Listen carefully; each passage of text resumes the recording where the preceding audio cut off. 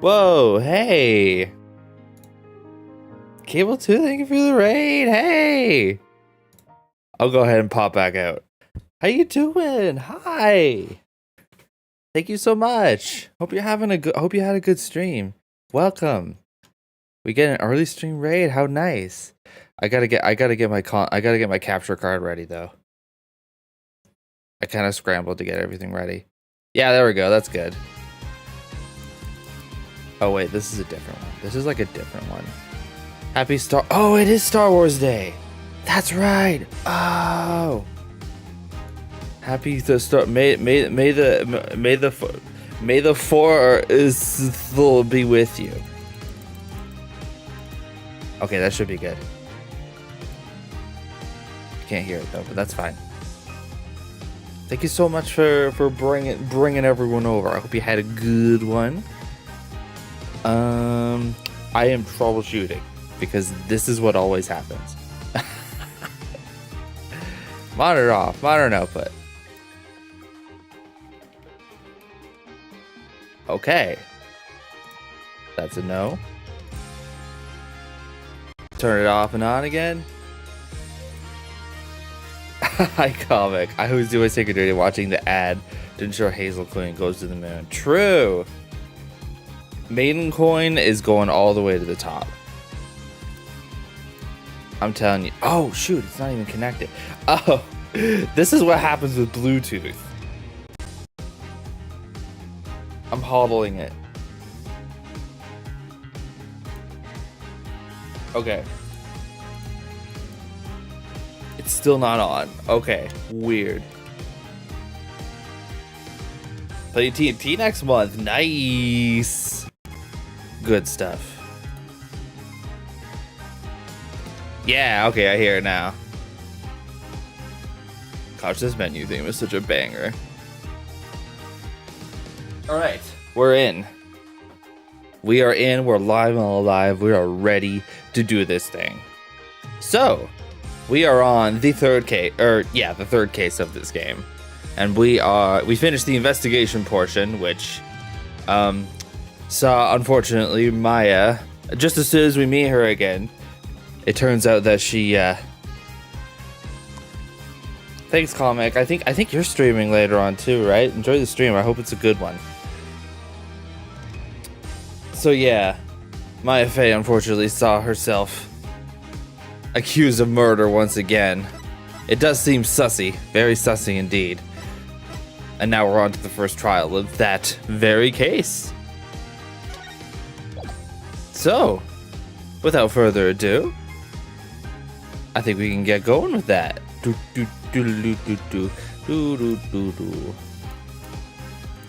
All right.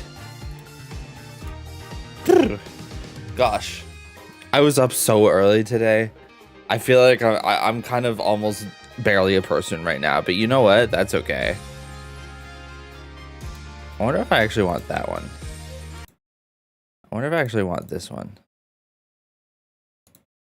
Maybe I shouldn't. Maybe I shouldn't play with fire. Deactivate. Activate. Oh, that one's, yeah, that was the one I actually wanted. I did have a grind day. I'm doing okay though. I got home and I took a nap for about 3 hours, so I feel slightly more human now. I was just a zombie for a while, but yeah, no, I'm good now. I'm caffeinated. Museum.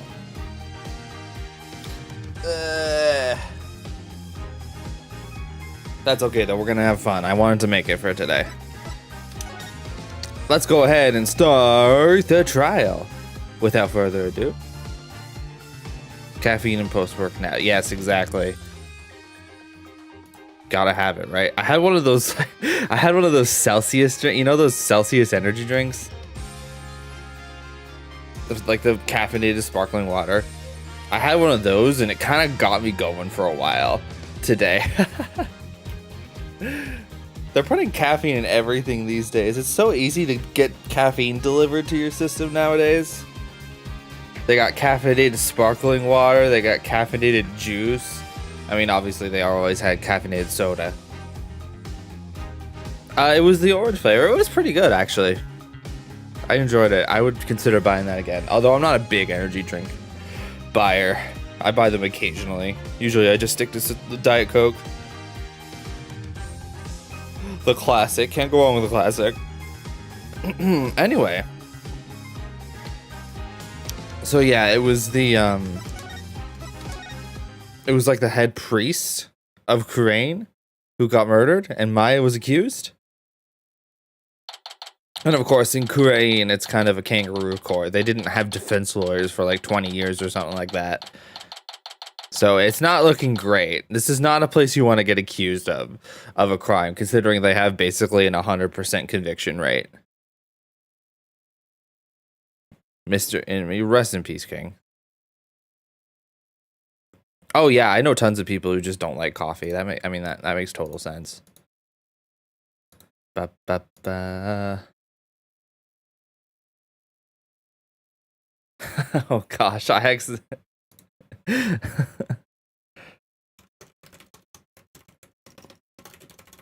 accidentally went live with the Metroid stuff from yesterday still there. And Com's like, I want the truth. I thought I hit the button. I really did. All right. Here we are at the accused lobby. Never a place you want to find yourself in. I wasn't able to find any conclusive evidence yesterday. But if I can figure out Lady Kira's motive for threatening the High Priest. Oh right, Lady Kira is like this mythical figure who has come back to life and is murdering people or something. I don't know, it's weird. Nick, today well, don't look so down, Maya. I'm gonna defend you with everything I've got. You would do well to cease this insanity while you still can. Oh, hi. The mean little kid who's been trailing us for the past investigation. Here she is. Everyone's just a little too chill with her just hanging out in random places, considering she's like the princess. I know we're suspending our disbelief on that, but as I said yesterday, I'm going to defend my client in court. Well, know this. You shall not witness a miracle of the sort that occurred last time. The moment she is found guilty, you too will be found guilty of abetting the accused. I never claimed to be a miracle maker, but I am good at discovering the truth. And unlike miracles, the truth is always waiting to be found. The truth, you say? Then it seems you have chosen your fate. This shall be your very last trial. I'm literally gonna have you killed, bro. Just so you know. Nick, I'm gonna prove you innocent, Maya. You'll see. After all, you have to introduce the plumed Punisher, warrior of Neo Twilight Realm, to the folks back home, right? Right. I may be a defendant this time. But I'll be by your side like always, Nick. Thanks, Maya. This place is tough on lawyers. Prosecutors are lawyers too. Why did they do this translation thing? Prosecutors are anyway. Hi Jessica, welcome. Good to see ya. Plus it's always good to have you on the team. This place is sure tough on lawyers. Meanwhile, they literally have lawyers. Well, it's time. Let's go. It's like a mistranslation of the words for defense attorney and prosecutor, I think. Something like that. So sometimes it gets translated into lawyer, no matter which one it is, even though they're clearly different things. But they're still both lawyers, though.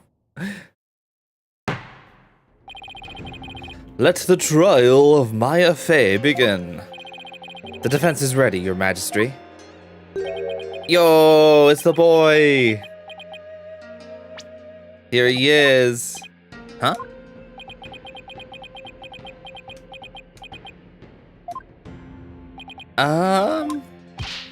Quiet, can't you see Prosecutor Sad Maddie is absorbed in silent prayer? Great, the trial's barely started and the judge is already mad at me. He's very devout for a prosecutor. Hey, why is she, considering she's a defendant, it's interesting that she's behind the stand with Phoenix. I guess that actually makes sense in an actual court setting. But you don't always see that in the game. He's very devout for a prosecutor. Why is the accused standing over there? Actually, I was just mentioning that. Oh, well, Your Majesty, in addition to being the accused, she is also my assistant. The accused is your assistant, you say? Very well then. A criminal does indeed make a fitting partner to a lawyer with a defiled soul. My assistant. Okay, I actually like this Maya sprite. That wasn't very nice. Yeah, well, bad-mouthing lawyers seems to be a custom of sorts here in Kurain. I must say, I am surprised to see you still here in Kurain, Mr. Rite. And even more so to find you in the Hall of Justice once more. I cannot fathom why you would willingly risk your life in yet another trial. The answer is simple, Your Majesty. I am a lawyer, and this is what lawyers do. Although, to be frank, I'd rather be anywhere but here right now. The butterfly. Such foolishness. I can introduce you to another prosecutor here you probably get along with very well. Oh, Prosecutor Sadmati, are you ready to begin now? Yes, Your Majesty. The prosecution is ready. Let us begin without further delay. But first, I promise you both this. I will cast your wicked souls into the fires of hell. Saying that with that sprite. God. Thus shall the soul of the victim attain salvation. Splendid. I would expect nothing less of you, Prosecutor Sadmati. Please save the victim's soul, Prosecutor Sadmati. Punish the wicked lawyer who dares to stop these last rites. I think I'll pass on that whole fire and brimstone deal. Yeah, he's very good at that. That's like his whole thing. But I'm not surprised by your words or stance, considering what Apollo's told me about you. Phoenix is like, I don't change your system halfway unless it's my own country where the jury system was used only once. That's true. It just keeps happening. So it was you who instilled that putrid loyalty guile within him. Putrid what? He too must soon face the fires, lest his soul be lost to redemption. But I shall send you on ahead, so that he will not be lonely when he arrives. Boom! Roasted. Sorry, but I'm afraid it won't be that easy. People say I never know when to give up. Nervous, Maya? A little. Feels like it's been ages since we stood side by side like this in court. Too bad I'm the defendant. Don't worry, we haven't lost a case together yet. You're right, let's give this everything we've got, Nick. What else is there to do? Now then, Prosecutor Sadmati, would you please explain the case at hand? Of course, Your Majesty. Let us begin the last rites of the victim. I love the scroll, that's very funny. Maya Fey has been charged with the crime of murder. The victim of her heinous crime was High Priest Tarust Inmi. He was conducting the purification rite when he was brutally slain. And the cause of death? Let us review the victim's autopsy report in the crime scene photo, shall we? The cause of death was blood loss from a stab wound delivered to the abdomen. The murder weapon was likely the Warbad dagger, which was used in the rite. Warbad. Guys, Warbad, just so you know. However, the weapon has yet to be found, though the scene was thoroughly searched. A sacred relic used as a tool of murder. The Holy Mother's wrath shall be most severe. The murder itself took place at the height of the purification rite. The accused had donned Lady Kira's sacred robes, and the victim was there to offer prayers as a high priest of Kurainism. During the rite, the victim and accused were the only two at the inner sanctum. Therefore, the only person who could have slain the victim is Maya Fey.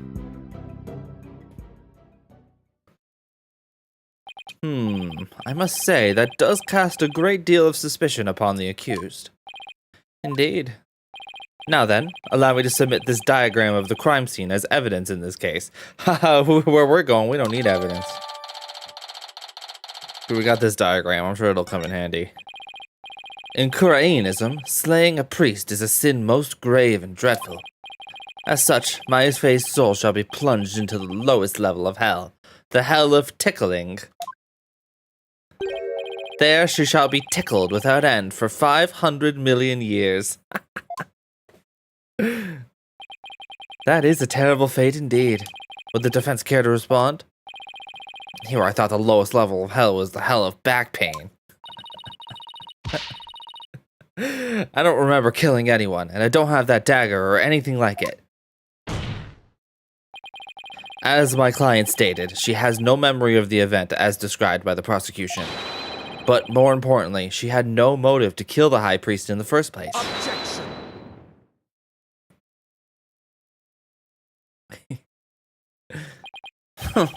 I thought you might say that.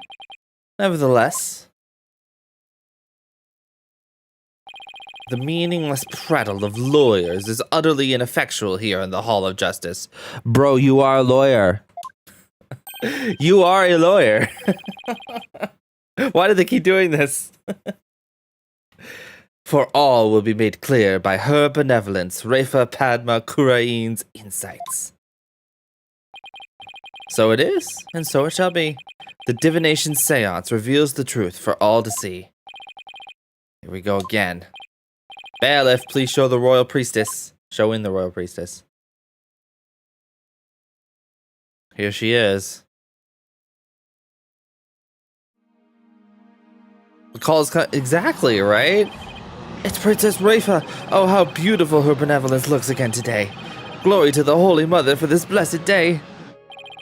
As popular as ever, I see. Rest assured, good people of Kurain, I will defeat this murderer and her abettor. Mostly her abettor. Because he's a meanie head. They shall not escape on their freedom express today. What a joy it is to have the royal priestess back in the Hall of Justice. May the Holy Mother grant us her divine favor. Dihara Kurain. Kurain. Dihara Kurain. She sure looks pleased with herself.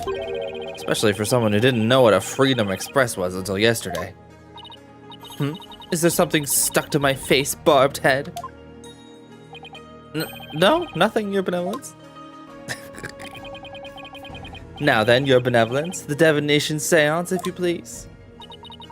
Very well. Nana, my robe.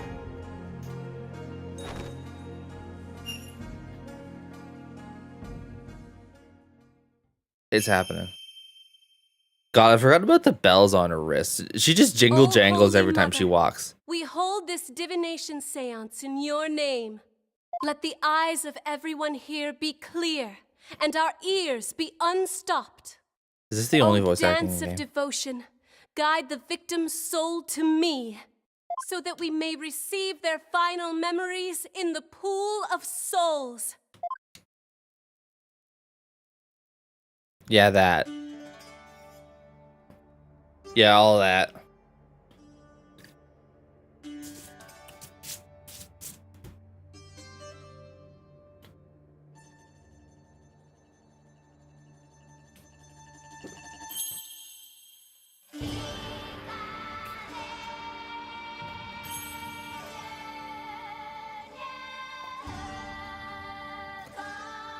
Do you think she has to do all of that, or she just does it to show off?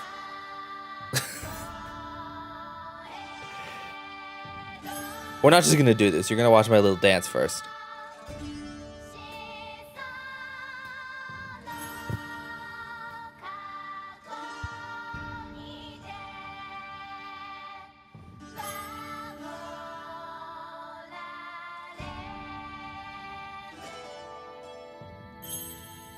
Purely flexing. Yeah, I think you're right.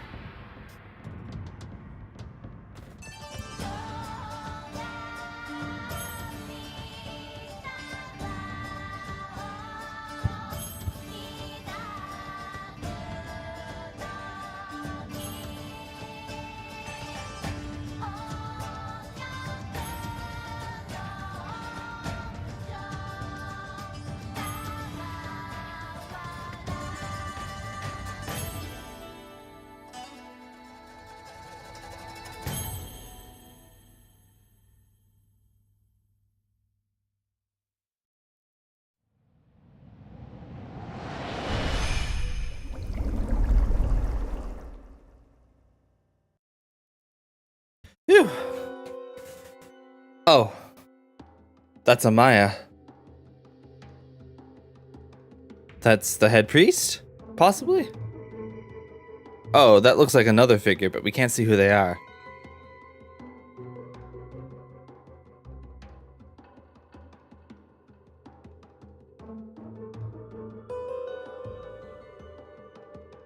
Wind.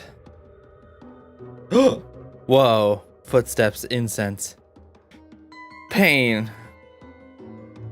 Oh, that's pretty sick, actually.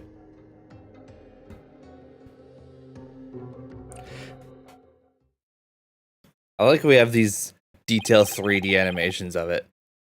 The victim's Mitama has spoken. The divination seance is complete. Great, another clearly incriminating seance vision. It could not be any clearer, O foul defense. The accused donned the sacred robes of Lady Kira and then attacked the victim. Oh, how very terrible it must have been. The figure of Lady Kira lit against the dim lantern light. Yeah, it's nice. The scent of incense grows ever more potent as she drew near. One could almost sense the horror Abbot in me must have felt.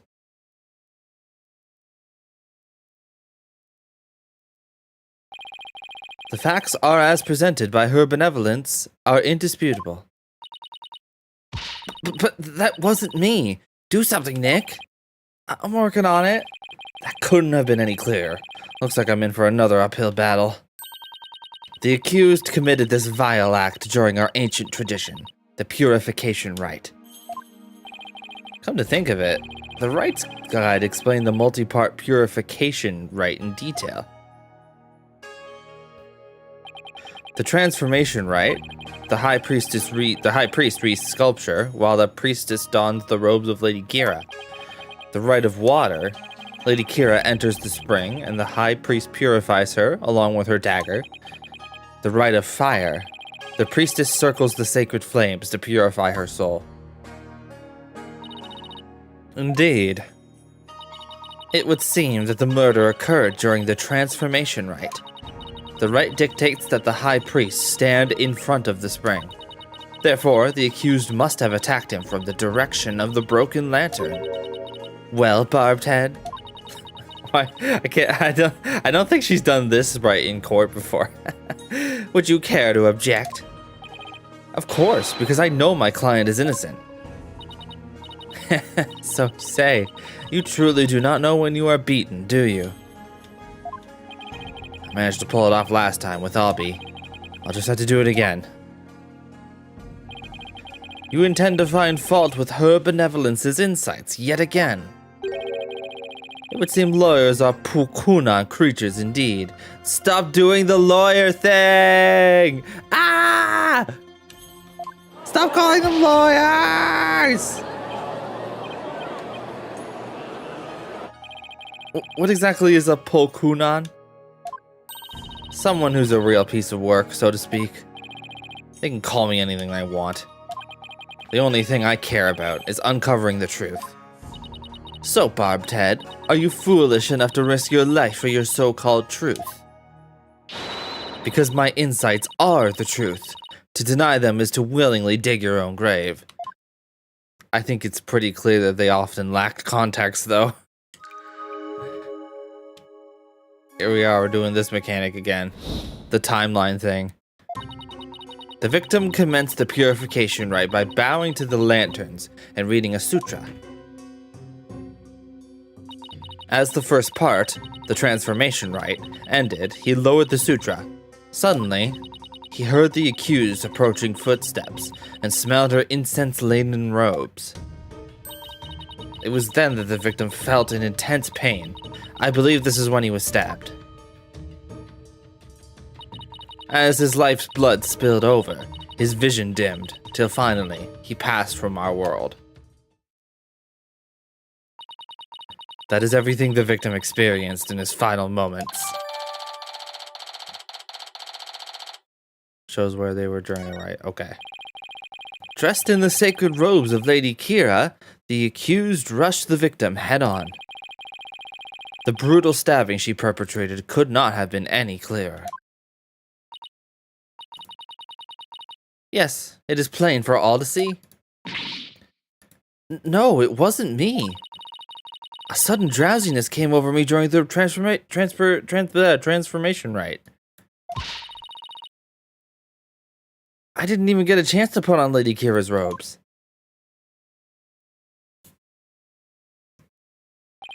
You waste our time with such meaningless statements, accused.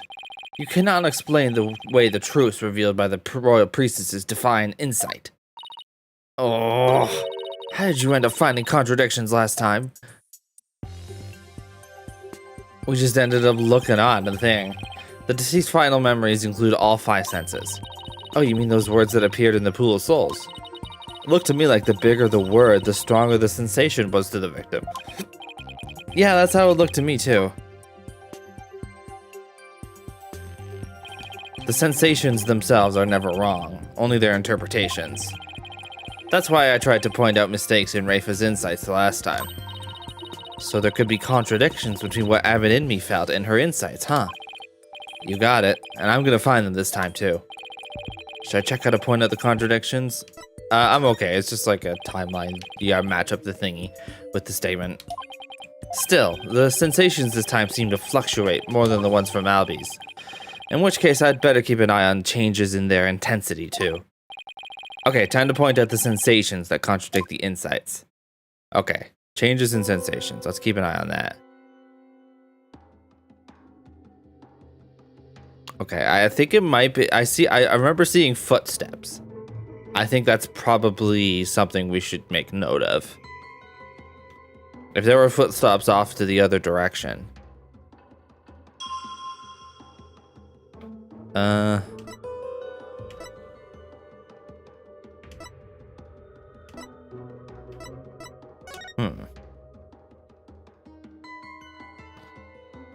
Okay. Why would there be wind, though?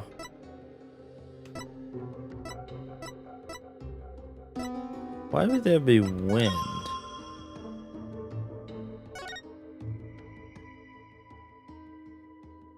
Okay, the footsteps.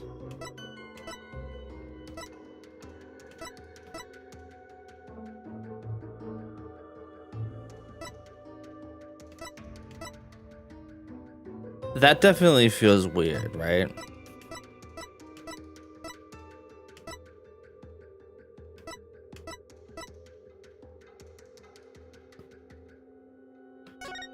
I think something is weird about this sound. Maybe. The victim supposedly heard the accused's approaching footsteps. But did he really? What nonsense is this? Is it not abundantly clear? No, it's not. Because there is something strange about those footsteps. Hey, did I get it right? Strange? Explain yourself, Barbed Head. The footsteps are strange because the timing doesn't make sense. They don't get louder. Yeah, that's true. She wasn't moving, but the footsteps were happening. The timing doesn't make any sense. There shouldn't be any footsteps. There should not be footsteps as the accused was approaching the victim? Really? Then do you suggest that the accused was actually floating through the air? Well, I mean, I suggest you hold your tongue. Suggestion noted. If that's not it, then... But there's definitely something strange about those footsteps. They're strange because they're not getting any louder. And why exactly does that matter? Please focus your attention on the incense the victim smelled. The scent grows stronger as the accused approaches. If the accused really had approached the victim, the sound of her footsteps would have grown louder as the scent of incense grew stronger. Ah! Why, that makes perfect sense. How can this be explained, Your Benevolence? Well, there must be a reason. Objection! Princess Rafa does worst seance, asked to leave courtroom. World's worst seance. It is as they say, even a putrid worm of a lawyer would turn. What does that even mean? He's not exactly singing your praises, that's for sure. Still, we cannot discount this information solely on account of its loyally source. Your benevolence. Perhaps you must listen more carefully to the abbot's mitama. Listen more carefully? What's he talking about? Yes, it would appear so. I shall try to refine the sensation. Refine the sensation? I can more accurately gauge sensations by deepening my communication with a mitama. I kind of feel like you should have done that in the first place if you could. I kind of feel like we should have everything on the table if you're going to be doing this. I didn't know you could do that. Why have we never done this before? By refining a sensation, a clearer picture of the truth can be discovered.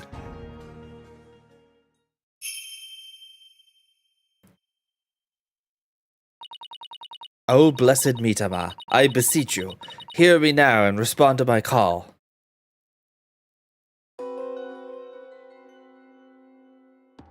Bells? Footsteps changed into bells? What could this mean? Bells? But the only bells at the scene of the crime were...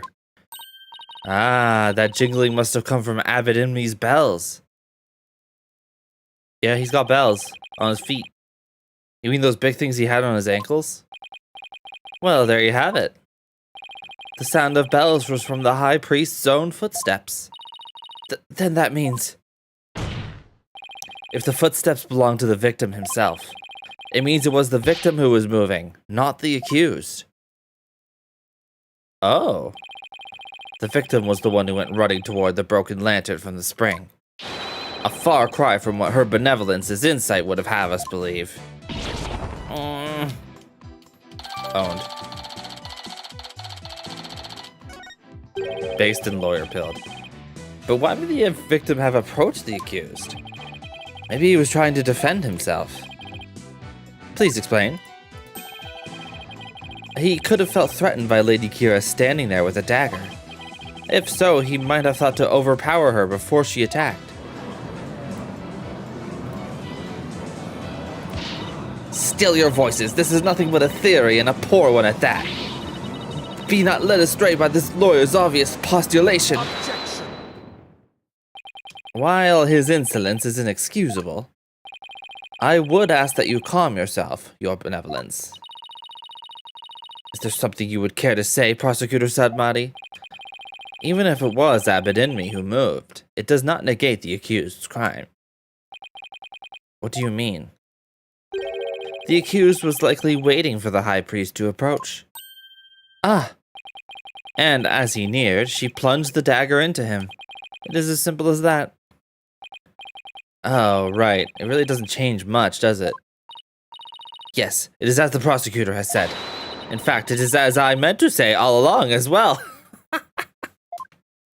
Right, and that's why you were so shocked when you first heard it. Understand now, lawyer, that contradiction you conjured up has come to naught. Once I hone my insights, it will vanish like the dying rays of the sun. She's hilarious, honestly. He rushed the accused and tried to fight her off by the broken lantern. I think we should make more court proceedings decided by a mean teenage girl, honestly. See, the fact that it was Abbot Inme who moved changes nothing. Come on, Phoenix, you gotta keep your cool. That contradiction I pointed out must mean something. That one sensation changed after Princess Raifa refined her vision. It stands to reason that something else might have changed too because of the refinement. I should focus on any sensations that have changed, while searching for more contradictions between them and her insights. Wouldn't the bells have gotten more intense? Oh, well, I guess we'll have to check that, but wouldn't the bells have gotten more intense? If you can, yeah. I bet that's literally happened though, is the thing. I bet it's literally been like they just convicted someone based on vibes. Like when a country has an 100% conviction rate, there are people who were accused of crimes who did nothing wrong. There are people who went away for things they didn't do. 100%. Water. Wait, water. That's new. Rewind. Run that back. What's this water?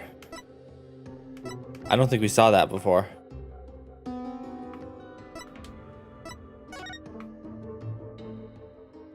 Objection! Water. Walter. Hold it! How do we know the purification rite was performed exactly as it was supposed to be? Huh, that's easy.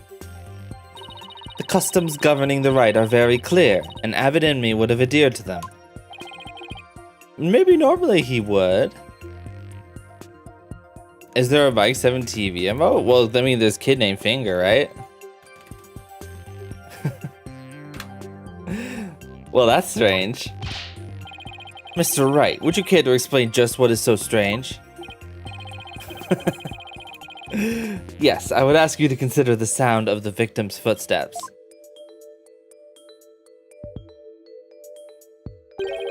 The sound of bells changes to the sound of water at one point. What's this? It's simple. The victim must have stepped in some water. Oh? Yes. And the only source of water in the inner sanctum is the spring. And therein lies the contradiction. What contradiction? I believe the rite started out as it should have. The victim stood with his back to the spring, and the accused stood right in front of him. But we now know that the victim then moved into the spring. Pokunka, that's absurd. This means the accused's location differs from what her benevolence's insight indicates. Ang! Then, where do you propose the accused stood once she donned Lady Kira's robes? Where she's based on the sound of the victim's footsteps. I believe Maya was standing here?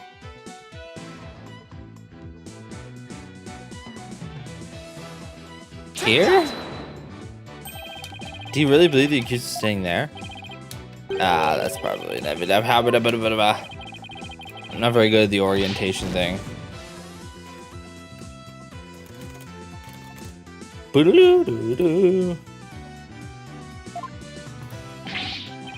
Please, anything but the chop chop. Not the chop chop. Oh no, the chop chop. Then let's have an actual answer out of you. Where do you believe the accused was actually standing?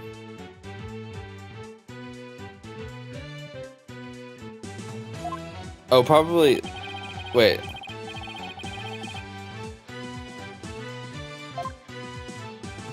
Here? In the spring? Take that! I was close, I guess. Until this moment, we've all just assumed that Abbott and me and Miss Faye were standing where they were supposed to be, as shown in this rights guide. In short, the victim should have been standing with his back to the spring, and the accused in front. However, if that is how they were really standing, he couldn't have stepped into the spring as he approached her. The problem is, the victim did step into the spring. This can only mean that Miss Faye had actually been standing in the water. But if this is true, then their positions would have been completely reversed. What is going on here, Miss Faye? Were you really standing in the spring? I'm sorry, but I barely remember anything about the rite.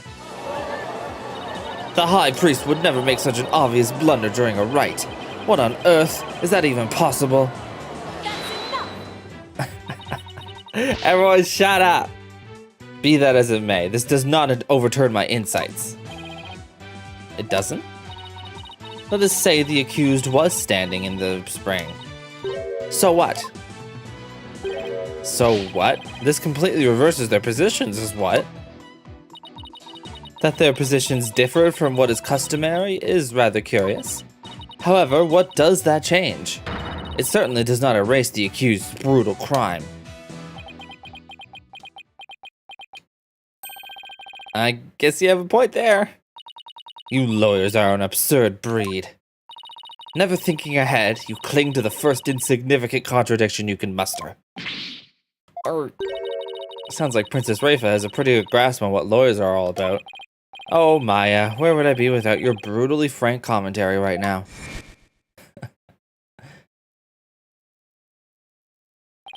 Is this contradiction really meaningless? But something really doesn't feel right. Did I take a wrong turn somewhere? I will now amend my insight to account for this new truth. Wow, that's very commendable of you. I love how literally everything you said is wrong, but you're just correcting it as you go. So you're like, this is right now. Don't worry about it. Now the contradiction is no more. But the truth of the matter still stands, no matter how stubbornly you deny it. What do you have to say for yourself now, Mr. Wright? Aww. Nick. Your Majesty, this lawyer may have raised a trivial objection. But her benevolence's insights have no further inadequacies of any kind. Are you sure? Yes, so it would seem. Wait a second, but there is another contradiction.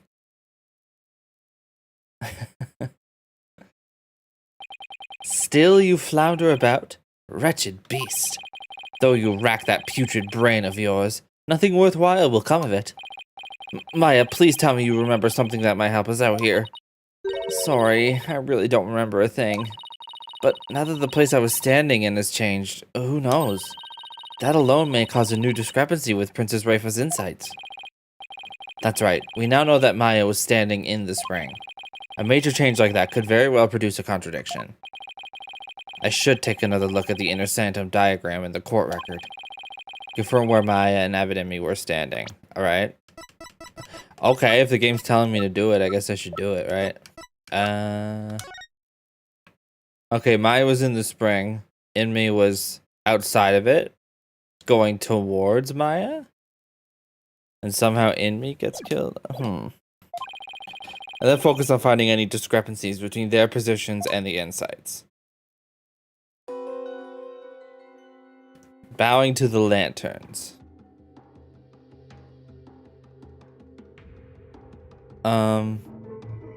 Wait, that doesn't... I feel like that might not be a lantern. I thought that was a person. Doesn't that kind of look like a person? Doesn't that kind of look like a person?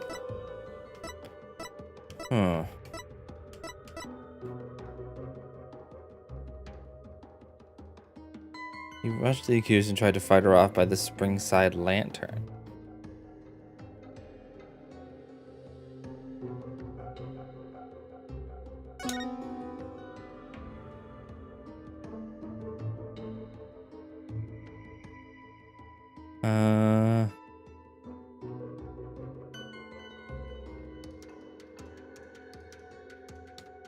Wind.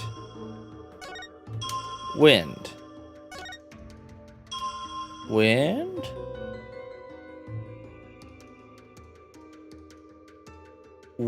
Wind.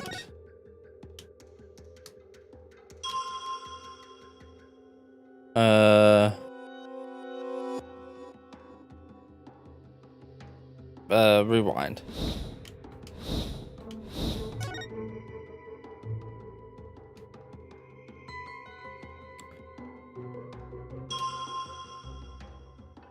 Springside lantern.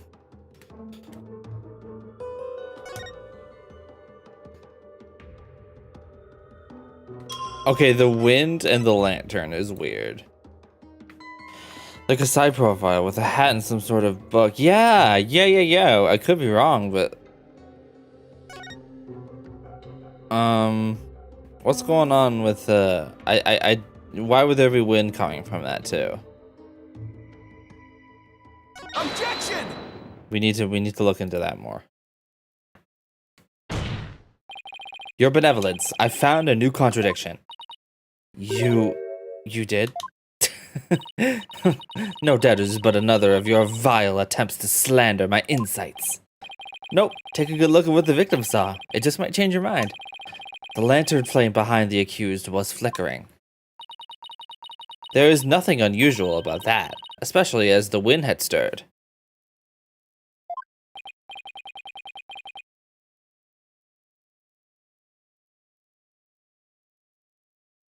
Sorry, one sec.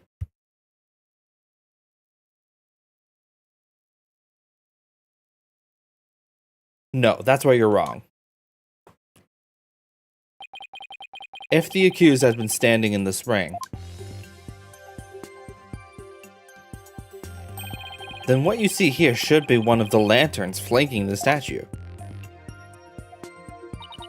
I fail to see your point. My point is, something is wrong here. The two lanterns flanking the statue were both outfitted with glass wind guards, so neither lantern's flames should have been flickering in the wind in the first place.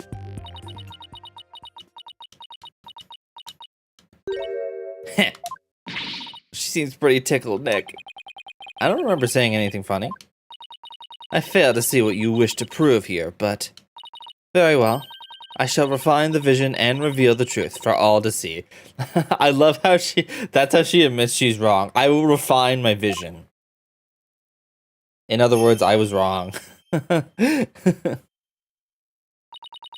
Oh, blessed Mitama, I beseech you, fix your sight upon the lantern there.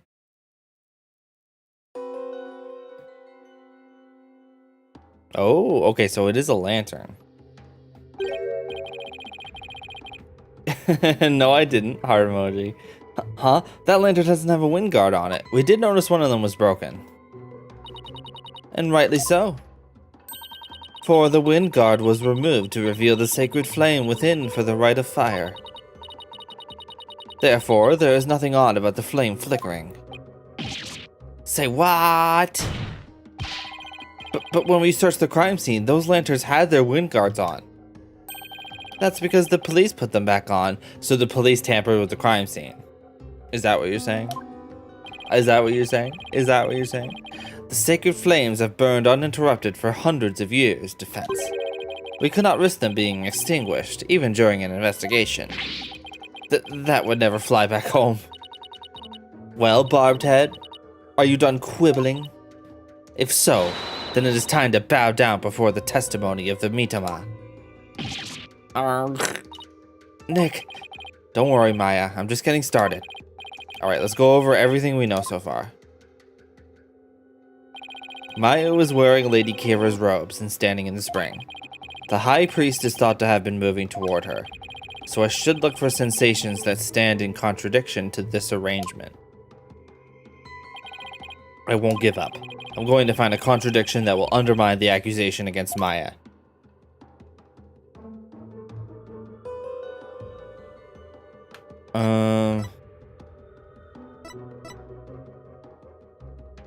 He rushed the accused and tried to fight her off.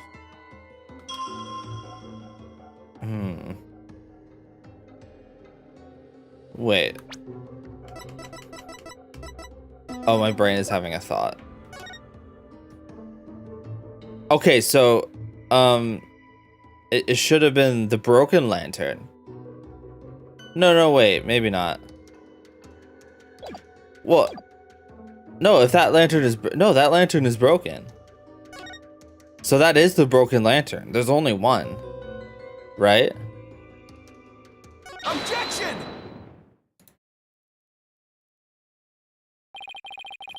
What could this possibly mean?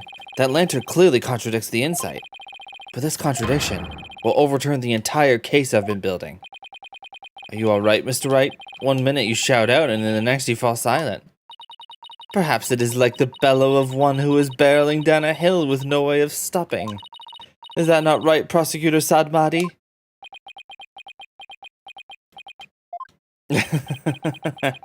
Don't get cold feet now, Phoenix. Even if this overturns the entire case you've built so far, the only way is to keep moving forward, because that's where we'll find the truth. Sorry, but I'm not barreling down a hill. In fact, I'm in full control of everything with the indisputable contradiction I found. Is that so? The lantern behind the accused clearly, no, blatantly contradicts your insight. Does it now? One of the lanterns on the entrance side of the inner sanctum was broken. And if you watch what Avid Inmi saw in his final moments, you will notice that the lantern behind the praying form of Miss Faye is broken. The lantern behind Lady Kira, however, is still intact.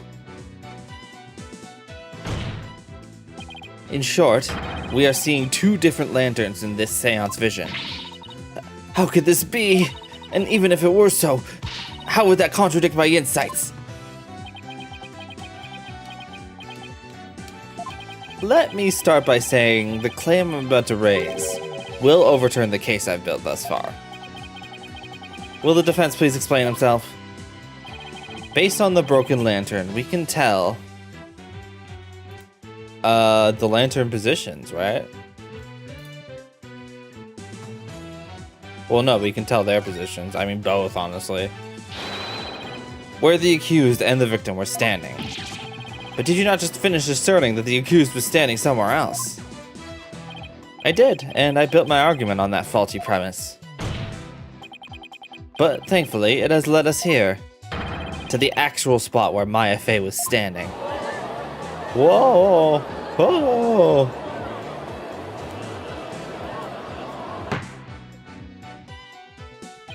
I must say, if the defense keeps changing its assertions in such a capricious manner, its credibility may come into question. I'm willing to take that risk, Your Majesty, because I believe this will be the last time. I'd like to start by pointing out the actual spot where the accused was standing. Very well. Show us where you now believe the accused was actually standing. Based on the location of the broken lantern, where was Maya really standing? Probably right here, right? Because, yeah, you go, So right here, basically. Hopefully that takes. Yeah, I wasn't thinking straight before. Do you ever think straight? But now it's all falling into place. We know the victim had stepped into the spring.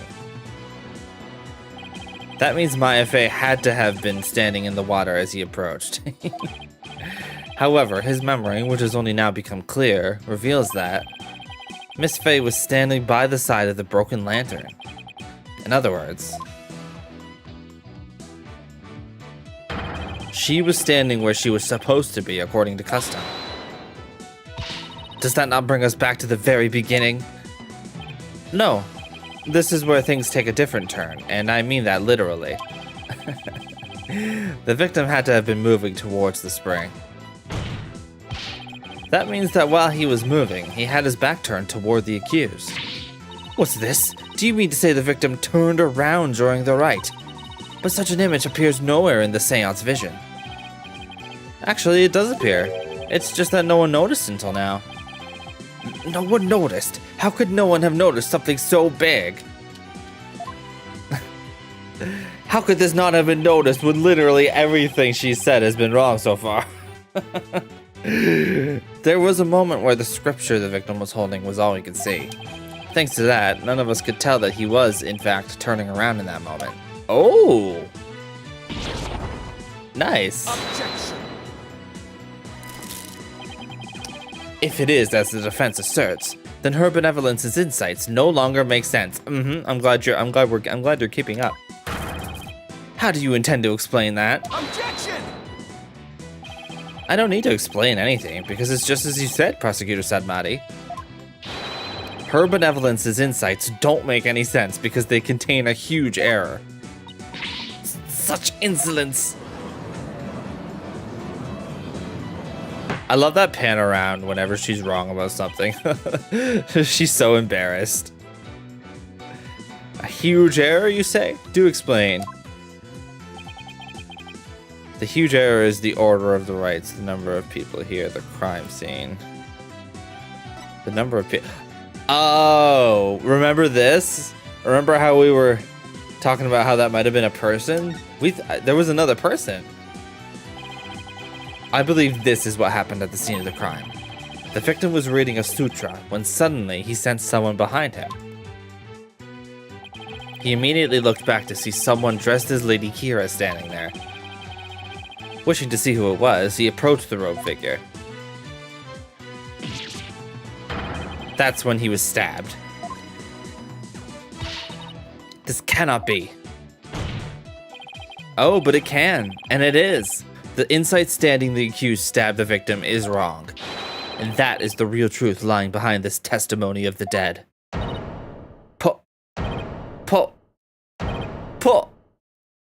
Pokunka! Let's go. We're so freaking smart. We're freaking 1,000 IQ out here. Giant brain. Are you suggesting that there was someone else at the scene of the crime? Naruto, when you ask who the Kung Fu Panda protagonist is. Yeah, those movies are very popular in Korean. Have I misunderstood the voice of the Mitama? Yet again, that's pretty much all you've been doing, unfortunately. It's okay. You can improve. You're a kid. It's fine. But yeah, you're basically entirely wrong. Sorry. This cannot be. Oh, she fainted. This y'all's justice system? This y'all's law? Please come collect your girl. Whew, that was a close one. But I managed to divine the true meaning behind the seance vision somehow. I should add these new facts to the core record. Intersective diagram. Your benevolence, please allow me to take it from here.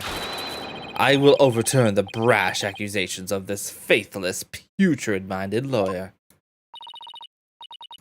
Yes, I shall place my trust in you.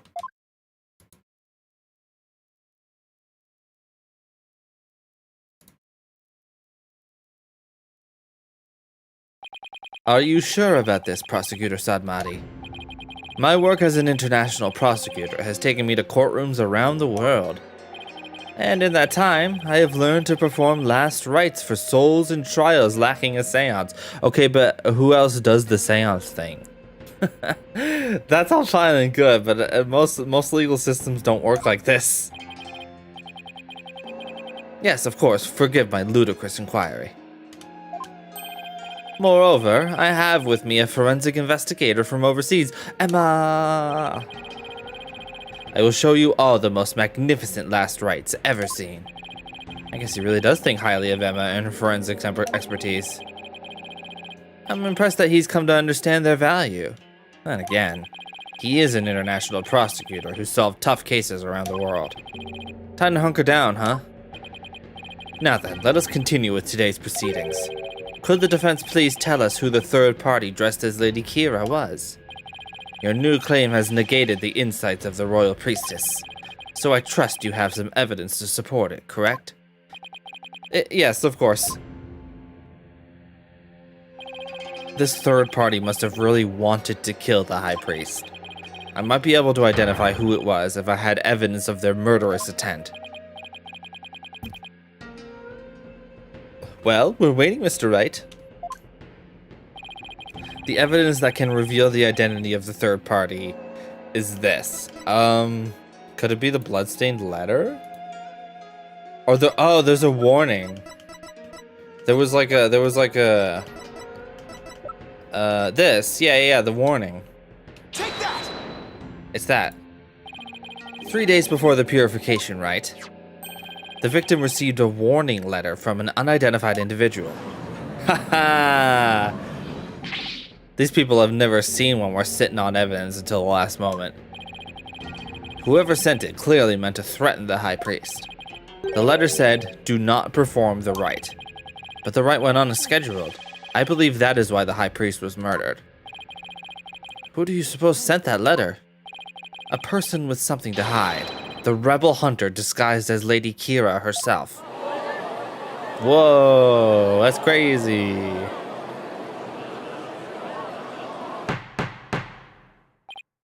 Peace. I don't understand. I had heard the Lady Kira that has been in the news of late only hunted rebels. If so, why would she have killed the high priest? Maybe he was a rebel. We've been kind of floating that idea. He might be a rebel himself. Excellent question. Maybe it would help to think of it this way. What if the high priest had secretly been a rebel? Boom! The high priest, he couldn't have possibly been a rebel. The High Priest, a devout follower of Kurainism? A rebel? Do you even comprehend the blasphemy of which you speak? Well, do you? I too found it hard to believe at first. But as I continued my investigation, it started to become more and more plausible. Objection. The third party was the rebel hunting Lady Kira, and the High Priest was a rebel. Your mockery of Kurainism, no, of the kingdom of Kurain itself knows no bounds. Whoops. That shameless Pokuna lawyer, he's making a mockery of our religion. Maybe it's actually the priest that was doing that. I don't know, just a thought. As a faithful Kurainist, I take issue with these claims. And I am loath to admit them into today's proceedings. I don't like where this is going. The defense's claims are but vile blasphemy tantamount to spitting on the Holy Mother. Is it really that big of a deal, Maya? But Inmi was a distinguished monk, and very well respected too, so yeah. Please don't let this turn into an international incident. But fear not, good people of Kurain. The rantings of this putrid-brained lawyer who seeks to sully the soul of the deceased shall come to no avail once I conclude these last rites. The prosecution's assertion that the accused killed the victim remains unchanged. But the victim was stabbed in his abdomen. How is that possible when he had his back turned towards Miss Bay? Miss Faye. Did I say Miss Bay? Miss Faye. Someone else must have killed him. Objection. Are you sure about that? You may have invalidated the seance, but do not let it go to your putrid head. The karmic flow of this trial is, as yet, still in my hands. How can he be so confident? Something has occurred to me, you see. And your allegations of a third party are but a deluded fantasy. And I shall prove that by calling a new witness to the stand. Witnesses. An eyewitness who will deliver a definitive answer that will dispel the defense's doubt. Wait, but okay, why is there a witness? I thought there was just nobody there. All of a sudden there's people there who saw it? What's going on here? Huh? Oh, it's this guy. It's him again. Well now, he has to be the shaggiest witness I have ever laid eyes upon. Please state your name and occupation. Oh, I'm, that so-and-so, whatchamacallit.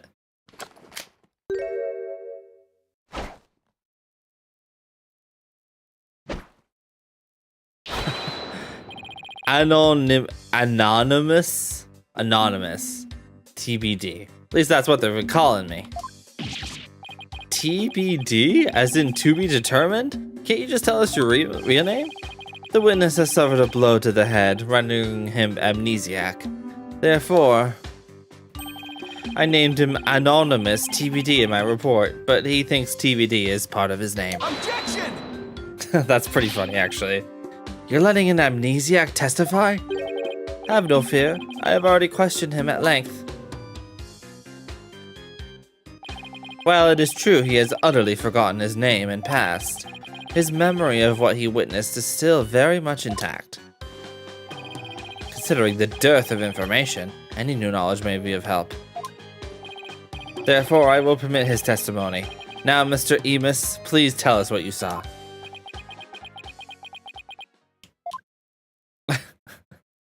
Oh, this should be good.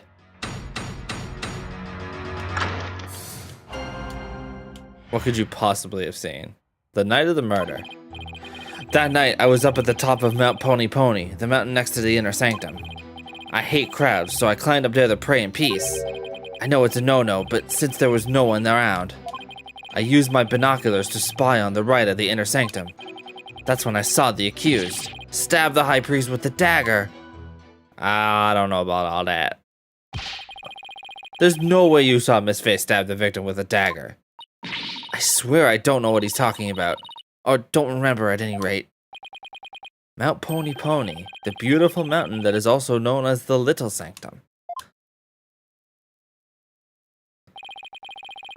Wouldn't it have been covered? Would you really have seen? They must be talking about that smaller mountain from the poster. Mr. Emus, I was wondering. What can I do you for? The inner sanctum lies at a high elevation where clouds and fog can obscure the view. Are you sure you were able to see what happened from the mountaintop next to it? Good point. His Majesty raises an excellent question. Well, Mr. Emus? On the day of the rite, there wasn't a cloud in the sky. I had a perfect view. If you don't believe me, check the weather forecast in the paper that day. Dick, don't we have the newspaper for that day? Yeah, let's take a look. The area around the inner sanctum will enjoy calm, clear skies today. The warmer temperature will make for excellent prayer weather. Be warned, however, that we'll see a cold front move in overnight. See? Told you so.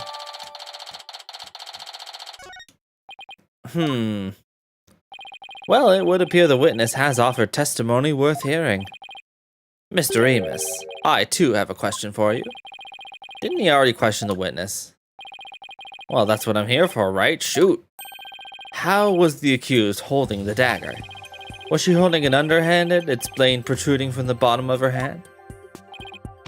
Yeah, I believe she was. It's called a reverse grip. Ah, I thought as much. Hold it! Hold it right there. What bearing does that have on this case? Butterfly, that's what bearing it has on this case. Cease your interruptions, you putrid-headed lawyer. Do you not see the significance in how the blade was held? Why don't you enlighten me, oh enlightened one?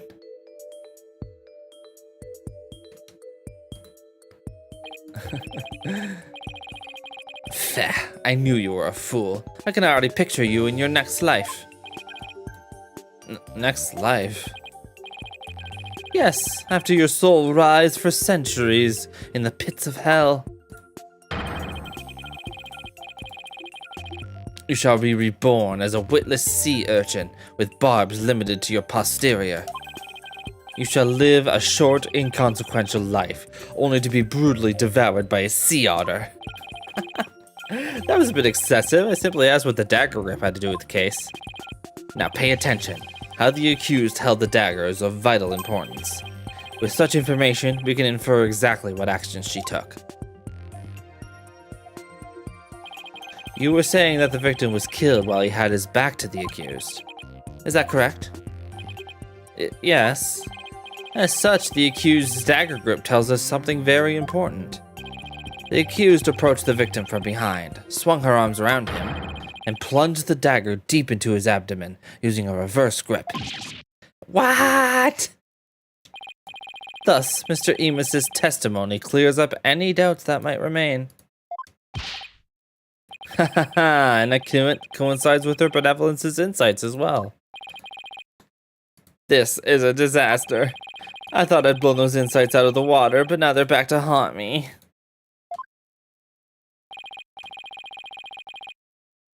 Now then, the defense may cross-examine the witness. Here we go.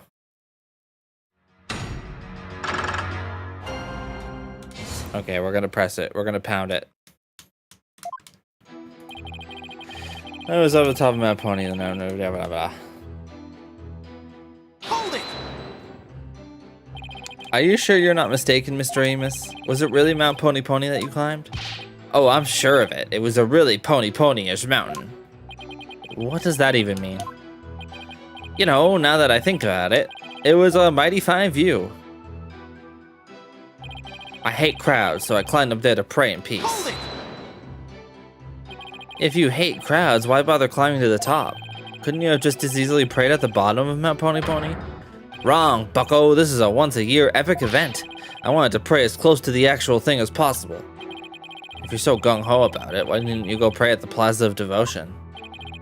Like I said, I hate crowds. I wanted to pray in peace. Oh, Holy Mother, why do I only get the annoying ones? and my burning fate demanded that I climb up the mountain closest to the inner sanctum. Also, I know it's a no-no, but since there was no one around... Hold it! Since nobody was around, there is nobody who can corroborate your actions either. Hee-ho, you're exactly right! In that case, Mr. Amos, let me ask you this. Was there a reason you didn't want to be seen? About that. If you get caught climbing the surrounding mountains on the day of the rite... Guys who say hee-ho. Yeah, it's this guy and Jack Frost. Literally, those are the two guys. You can get in big, big trouble. That's it. Yeah, it's totally embarrassing getting yelled at when you're a grown-up. Yeah, you're a real grown-up, alright. And since nobody was around, I lost all inhibition and... I used my binoculars to spy on the Rite at the inner sanctum.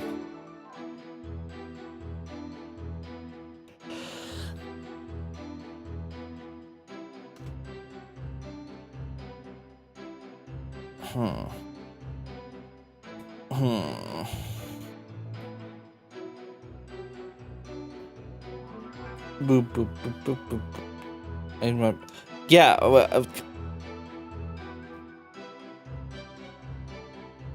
it's definitely like, yeah, this would have made it so you couldn't see, right? Your Majesty, I had my doubts about this bushy bearded witness, but now I know we can't trust him. What? You ain't just judging me solely on my bodacious beard, are ya? Not at all, Mr. Amos. It's much more than your sketchy appearance. It's your sketchy testimony. His testimony, you say? Yes, recall how the inner sanctum was that day.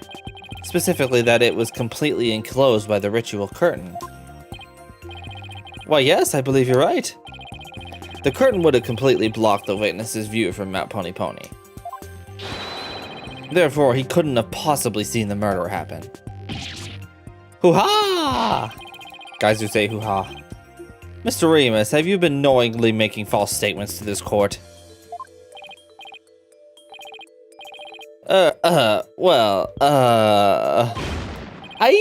got me! The witness will lower his voice. I didn't actually see the accused yourself. He didn't actually see the accused himself. What's that supposed to mean? Let me set the record straight. I beg ya.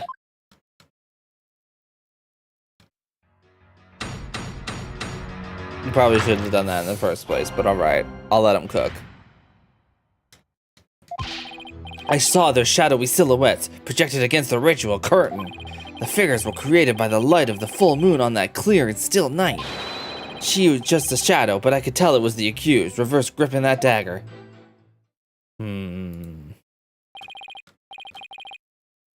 Shadows? That's what you saw? That's right. I could see what was going on by the shadows projected onto the ritual curtain. In the future, Mr. Amos, I would rather you offer up accurate testimony from the start. Forgive me, my main man, Mr. Magistrate, chalk me up to my fuzzy memory. Though we saw but shadows, it is still valuable testimony. You have to be kidding me. What are we gonna do now, Nick? All I can think of is to look for inconsistencies between the actual Rite and what Mr. Amos says he saw.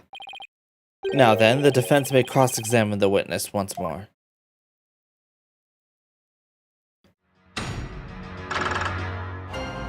Okay. Amended. I saw their shadowy silhouettes projected against the ritual curtain. The figures were created by the light of the full moon on that clear and still night.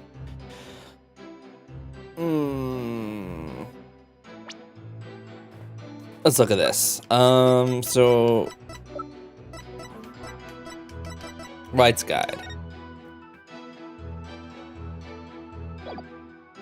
The light of the full moon.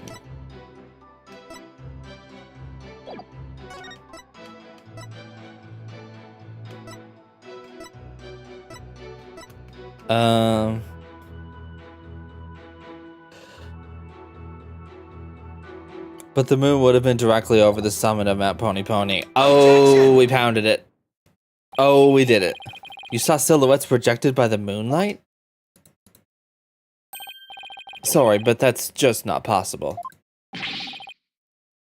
What do you mean? How's it not possible that it was totally possible? That's impossible. I think I'm gonna need a logical Lee's translation on that. Oh no. Let's take a look at this Rite guide, shall we, Mr. Emus? The Rite is held when the moon is directly over the summit of Mount Pony Pony. Doot doot doot. So if the moon was shining from the west, and shadows would have been cast, any shadows would have been cast eastward. But Mr. Emus was standing to the west of the inner sanctum of Mount Pony Pony. Oh, holy mother. That's right. Our witness here couldn't have seen any shadowy figures on that curtain. No. No way! Perhaps it was the sacred flames of the lantern that cast the shadows he saw. I'm afraid not. I inspected them during my investigation, but the flames were too small to cast the crisp, distinct figures Mr. Emus claims to have seen. But I did see those silhouettes, really. But how could he, Nick? Maybe he was someplace where they were visible? Wait, don't tell me. Your Majesty, if Mr. Emus really did see those shadows, it brings a brand new fact to light. And that would be? The brand new fact that comes to light if Mr. Emus really did see those shadows is... he was somewhere else. He wasn't where he claimed to be at the time of the murder. Doot doot doot. Oh, then where do you propose the witness was? Some place where he could have seen the shadow figures, naturally. Wait, you mean... None of the mountains east of the inner sanctum are close enough for a good view. That leaves only one place you could have clearly seen the shadows from. And where might that be? This is where Mr. Emus was at the time of the murder. The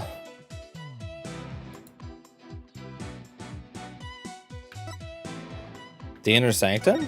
Was he just in there? Did he sneak in somehow? Mr. Emus was at the inner sanctum, just outside the curtain on the east side. That's the only place from which he could have seen the shadowy figures. Hoo-ha! Really? Wow, I didn't even think of that. But wasn't the inner sanctum off limits to all but the victim and the accused? And the third party who was there, you mean? I get the feeling that's a subject Prosecutor Sadmati would rather not touch right now.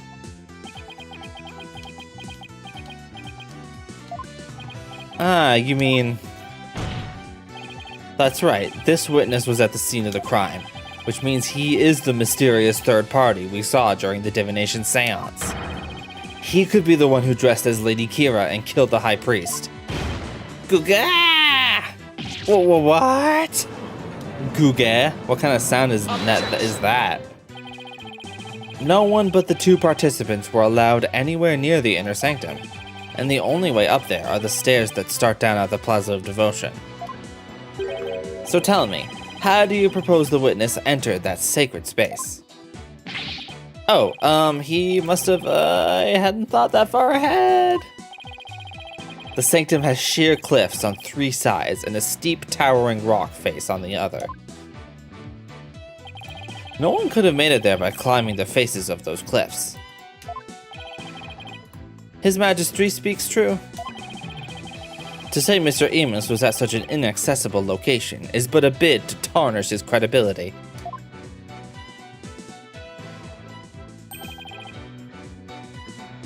Is that not right? Right, I wasn't at the inner sanctum. No sir, no how. At least I'm pretty sure I wasn't. Hold it! Then what about those silhouettes you claim to have seen? I'm starting to think I might have been imagining things. What? This is insane. He did that sprite. I knew we couldn't trust that lawyer. He's trying to frame the witness. I think the witness is digging his own grave, frankly. Peace, I say. This is impossible, unless I can show how he got to the inner sanctum. It just looks like I'm trying to slander Mr. Emus. I believe in you, Nick. Rah, rah, sis, boom, bah, fight, fight, Phoenix Rite. Wait, I don't think I've heard that before. That's not, is that like a reference? What's your problem, lady? Phoenix Rite is very trustworthy, I'll have you know. She's got some nerve for a criminal. I bet that lawyer poisoned her mind. But please, Maya, you're only making it worse. I appreciate the vote of confidence, but it's probably best to keep it to yourself for now. I would advise the defense to think carefully before making any more sudden outbursts. Yes, Your Majesty. If I wasn't the bad guy before, I definitely am now. Now, Mr. Emus, I would like you to think back carefully before you testify next about where you were that night. It's like a generic cheerleading. Oh, okay.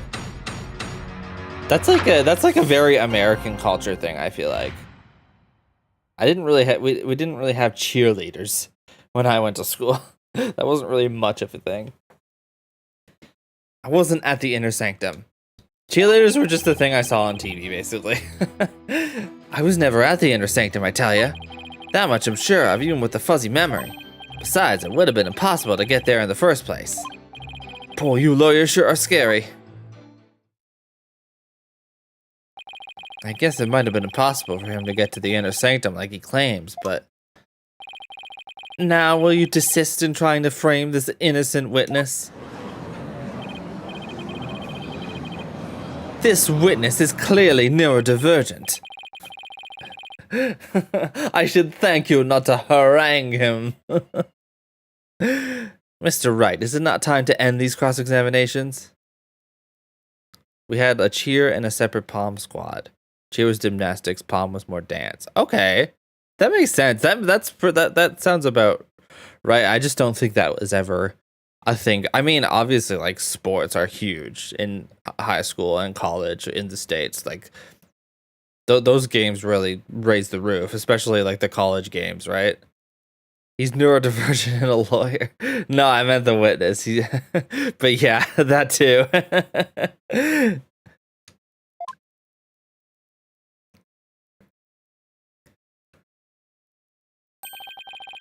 A moment of desperation leads to 100 million years of torment, Lang Zi said. It means that for each moment a sinner spends struggling to deny their sins, 100 million years of torment are added to their time in hell. Kurainism is the strictest religion ever. And just so you know, you've already accrued 200 million extra years.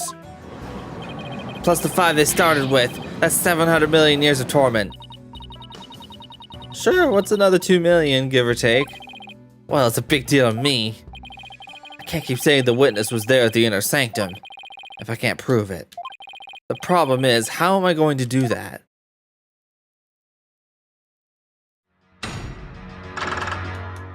Okay, we gotta cross-examine it again. Here we go.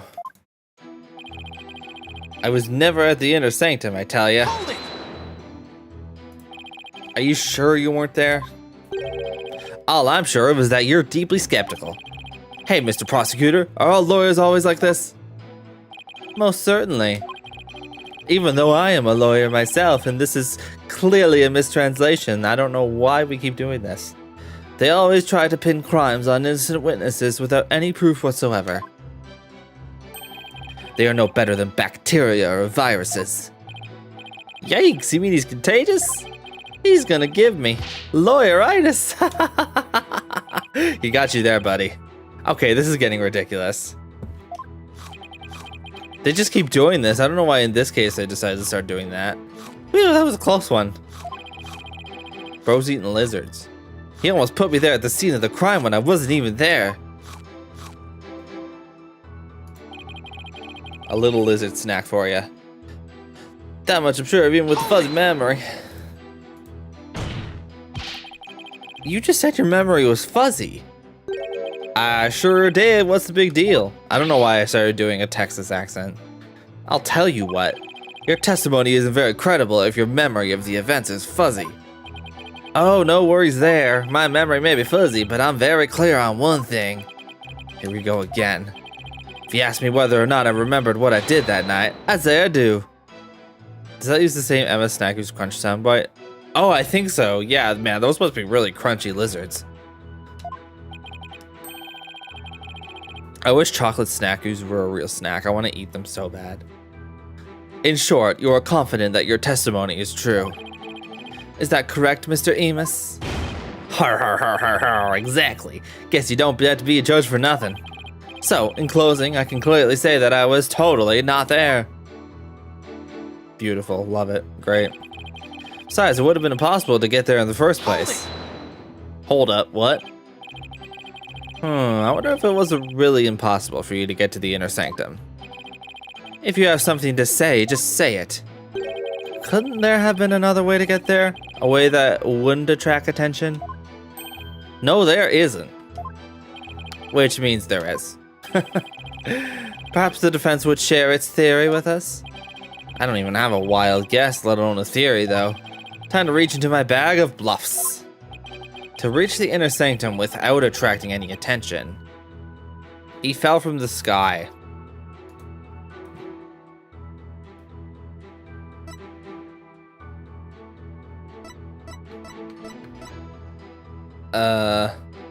He fell from the sky. Maybe you fell from the sky?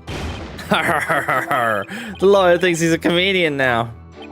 I was wondering what crazy theory you would propose next. Well, defense, let's hear it. Mr. Emus could have, parachuted down. We already know the weather was clear and there was no wind to speak of. Perfect weather for skydiving, I'd say.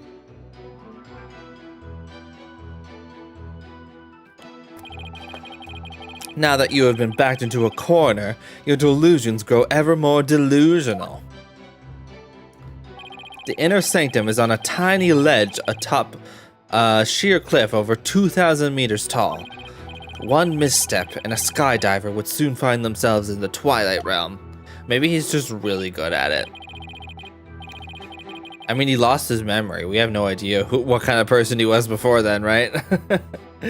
Yeah, I don't care how still the wind was. Even I couldn't have made that jump. What do you mean even you couldn't have? Are you implying you have experience with such things? Wait, what's this building on top of the sacred mountain? Yeah, actually, we need to run that back. That is oh, it's the jail. Okay, Royal Penitentiary number 4. Oh, right. Princess Raifa mentioned there was a prison up there. Ooh. How do you get your prisoners up there anyway? We tossed them. By helicopter, but only with authorization from the Minister of Justice. He is the only one who can approve flights that pass over the inner sanctum. Interesting. Might I also add, defense, that no parachute or any other equipment necessary for skydiving have been found. Are you saying I flew down there by flapping my arms? I may be an incredible dude, but even I'm not capable of that. Well, please add that statement to your testimony, Mr. Emus. Oh, that's a testimony statement? Wait. I just thought of something. Hang on. Hey, this is kind of weird, right? Almost like this was stitched together to be used for something and then disposed of. Did someone escape there? I think so. Is that... Oh my god, wait, is Emus an escaped prisoner? How did they not... If that's true, that's crazy. How did they not catch that? Objection! Mr. Emus is right. He couldn't have skydived down there without any gear. Well now, finally come around, have ya? Now you see that I couldn't have possibly been there at the inner sanctum. Right, if you didn't have any gear, that is. What on earth are you talking about? That overreaction is a dead giveaway that I'm on the right track. Take a look at this piece of evidence. Those are prayer flags, are they not? Yes, but they have been sewn together to create one big banner. A banner that could also function like a parachute. Pokunka. The people of Kurain are so used to seeing prayer flags that the police didn't even think twice about these flags during their investigation. No, this cannot be. The witness landed at the inner sanctum by using these prayer flags as a parachute. Is that not right, Mr. Amos? There's no way out. I'm surrounded. Mr. Amos? All this talk jogged my memory. I guess I was there at the inner sanctum after all. 2 thumbs up, baby.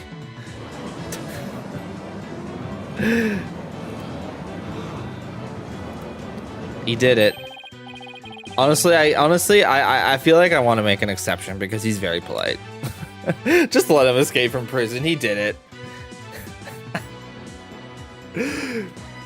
As I suspected, there were 3 people there that night. You did it, Nick. You weren't wrong after all. Thanks. Mr. Remus, you were the one disguised as Lady Kira that night, weren't you? What? No way, no how. It's like this, oh yeah, I was only there at the inner sanctum by accident. By accident? Exactly, yeah, I think I believe him. And that thing's not a parachute, it's a homemade paraglider. A paraglider? Bro literally Tears of the Kingdom his way down there. Bro used descend. Or descend. Are you telling me you could fly using that patchwork mess of material? Oopsie! I mean, if he was an escaped prisoner, he practically trips and falls right into it, almost literally. It may not look like much, but it's as sturdy as can be. I rode the wind like an eagle, going higher and higher from my earthly launching point.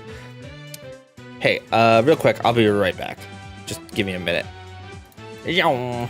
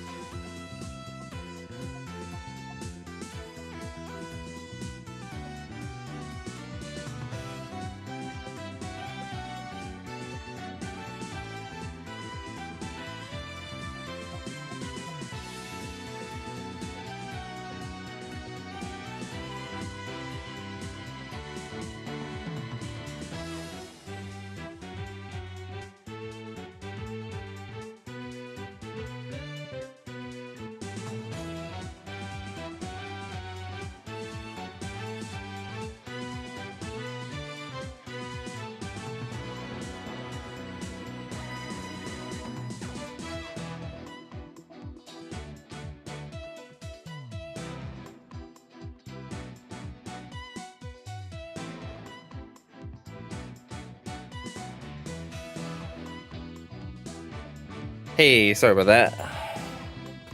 I rode the wind like an eagle, going higher and higher from my earthly launching point. But then something happened that forced me to land at the inner sanctum. So you just happened to land there? Thank you. You expect me to believe that? Now, please calm yourself, Mr. Rite. However, the fact that the witness was at the inner sanctum is crucial testimony indeed. Excuse me. And it certainly warrants further explication. Therefore, let's continue with more testimony. Yeah, maybe this guy can testimony his way out of this. I believe in him.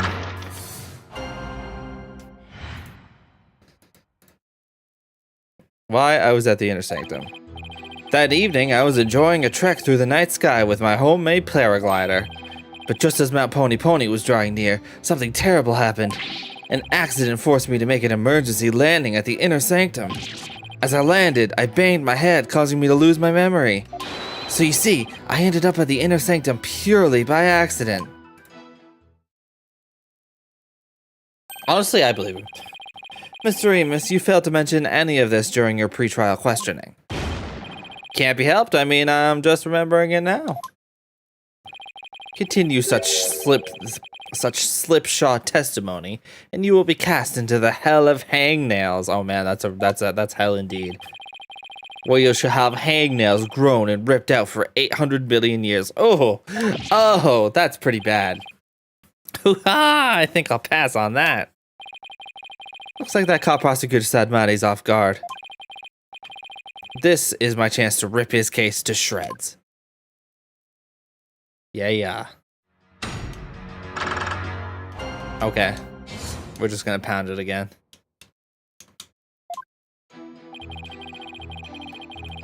Just enjoying a casual trek, as one does, right? You were enjoying a trek through the night sky with your homemade paraglider? You didn't go to pray?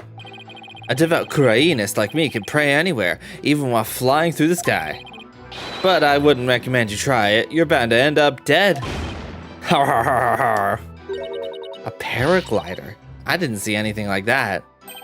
That's because of the ritual curtain. It blocked your view. You should have seen me majestically soaring between the mountains. Really? What do you think, Nick? Don't ask me. Har har har. I was really enjoying that flight. At first, anyway. But just as Mount Pony Pony was drawing near, something terrible happened. Something terrible happened? Exactly. And when I say terrible, I mean terrible! What? Was there something unexpected near Mount Pony Pony? What was it again?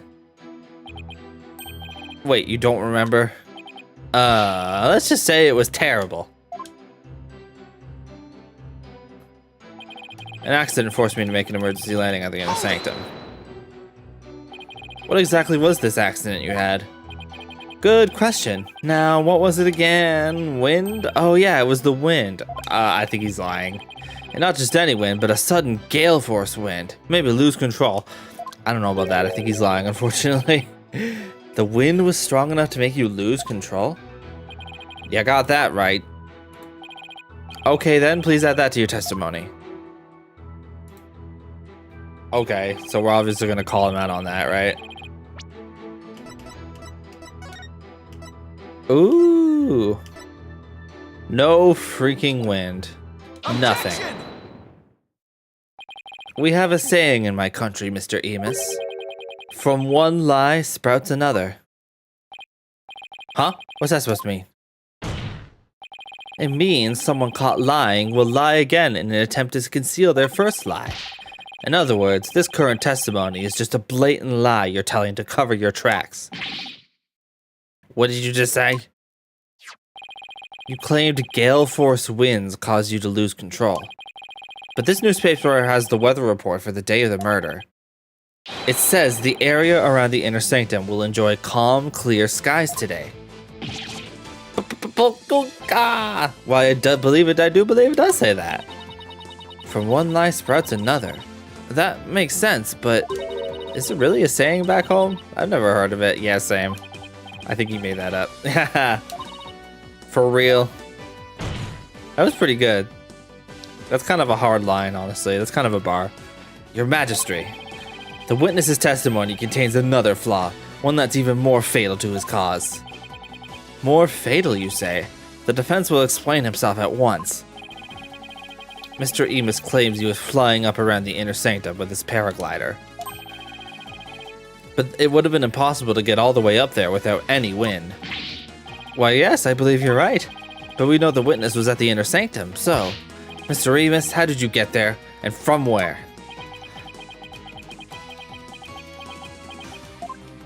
Without any wind, he couldn't have flown up there from the bottom of the mountain. By process of elimination, the only starting point that makes any sense is... Your Majesty, I believe I have the answer to your question. To reach the inner sanctum, Mr. Emus must have launched himself from here. From the oh my god, this is where we're going. I think it's the prison. Take that! He's an escaped prisoner. Are you insane? That's where he came from? If he couldn't have come from below, the only option is from above. So you see, Anonymous came down from Royal Penitentiary number 4. From there, he could have easily reached the inner sanctum by parachute. I can't believe I called that like a million years ago. And that means he might have also killed the High Priest. What?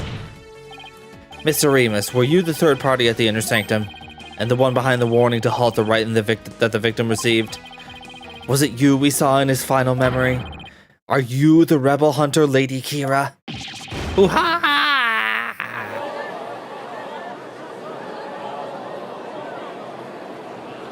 Gender fluid king, we like it. Hey, Mr. Prosecutor, sir, help me out here. You did it. You finally left him speechless. Aw, come on, Mr. Prosecutor, man. Quiet, you fool. You should use this time to prepare yourself for what is to come. For a fate far worse than hangnail hell awaits you now. Well done, defense. I must concede this point to you. The witness did, in fact, descend to the inner sanctum from Royal Penitentiary number 4. Huh? He didn't even put up a fight this time. That's awfully generous of him. Aw, maybe he's a good guy after all. But if you are as perceptive as you seem, then surely you've already figured out the riddle. The riddle of Anonymous's true identity. Oh, his true identity. Not sure I know quite yet, but I guess I'll have to answer with something. It would seem I am the only one still in the dark here. Would the defense care to enlighten me? Who is this man we've been calling Anonymous? The witness's true identity is... in the court record? Oh, wait. Is it Tatar? Is it Tatarable? Is this really him? Only now do you realize the truth. You knew? Did he know about this?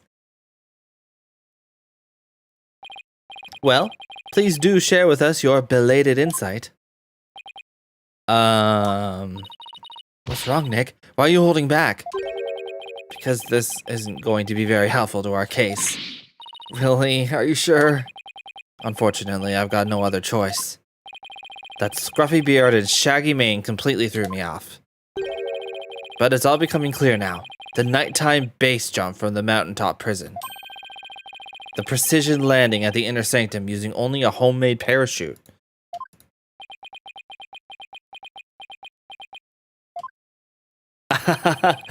Only a paratrooper, or more precisely, a former paratrooper, could have pulled that off. Oh my god, are we gonna get the reveal? This witness is that's a rebel. That's our ball. Prison escapee and key member of Dirk's rebel group. What? He was just so silly and funny we didn't even notice. The witness is an escaped prisoner? Precisely. The police have been scouring every corner of the city to no avail. Meanwhile, here he was under our notice the entire time, and I had no idea. I definitely didn't know about this. I am Nayuta Sadmati, by the way. Hoo-ha! Didn't think anyone would see through my clever disguise. But the witness's charade is not all that has been shattered. Is it, defense? Boy, do I hate this guy. Please recall the defense's own words. Whoever sent it clearly meant to threaten the high priest. The letter said do not perform the rite, but the rite went on as scheduled. I believe that is why the high priest was murdered. Who do you suppose sent that letter? A person with something to hide. The rebel hunter disguised as Lady Kira herself. He claimed that the real killer was the rebel hunter disguised as Lady Kira. Yeah, what's your point? What of the witness's true identity? Only a paratrooper, or more precisely a former paratrooper, could have pulled that off. The witness is that's hourable. Why are we flashing back to things that happened 2 minutes ago? Oh no. He is a rebel and an escaped prisoner. He could not possibly have been Lady Kira, mortal enemy of the rebels. No. That's crazy. Now, perhaps the witness will enlighten us to the truth. After all, he has yet to refute any of this. Hoo-ha! You got me. I'm the razor-sharp fangs of the Defiant Dragons.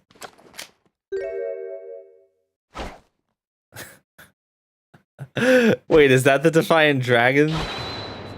Like, handshake? That's our ball. Oh my god. Is this bang gonna come out, or is he just gonna be like that? When did you get your memory back? Oh, around the time you guys were talking about there being no wind. But you gotta give me credit for making up all that testimony off the top of my head. Are you prepared to tell us the truth now? Well, it's true I parachuted down to the inner sanctum, but I banged my head on impact and ended up unconscious outside the ritual curtain. In short, all my eyewitness testimony was a big fat lie. A big fat lie! Oh, and by the way, a long time no see, Yuti. Yuti?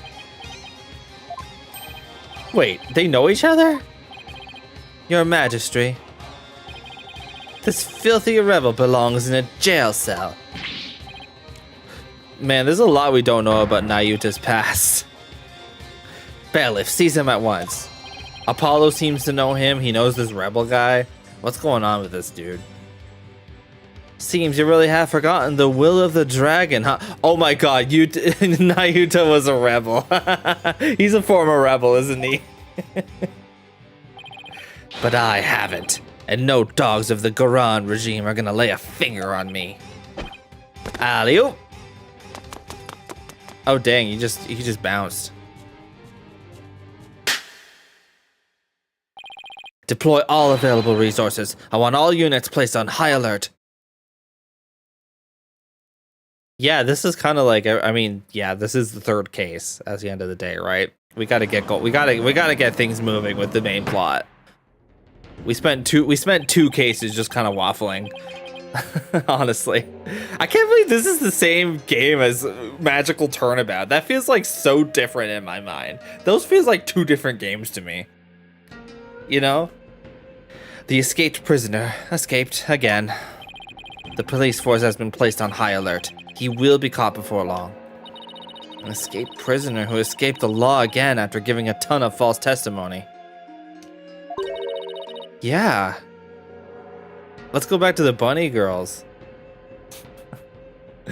Talk about a troublemaker. He really pulled a number on all of us. Then again, we do get Clown Girl in the next case, so we do have some things to look forward to. What was the point of all that anyway? Well, I can't help but feel that entire episode was an enormous waste of time. Your Majesty, perhaps it was not as great of a waste as you might believe. What makes you say that, Prosecutor Sadmati? Dot's Arabal dropped something as he made his escape from these halls. That scrap of paper looks awfully familiar. These appear to be direct orders from Dirk. From Dirk, the rebel leader. Oh, but we only have a small corner of it. Wait, I remember now. Oh, we have the other piece of it. I've seen that scrap of paper before. You have? This scrap of paper Dot's Arabal dropped is a part of this. Oh. This? Take that! And this is... I found it at the scene of the crime. Sorry, hang on a sec. It appears to be a copy of the order that Mr. Arabal dropped. If we put the two together, we should be able to read what the order says. Oh my. And just what does it say, Mr. Rite? I can't read Koreanese. Prosecutor Sadmani, if you please. The ignorant lawyer has not bothered to learn our language. Haven't we been speaking English this whole time, though? Very well, then.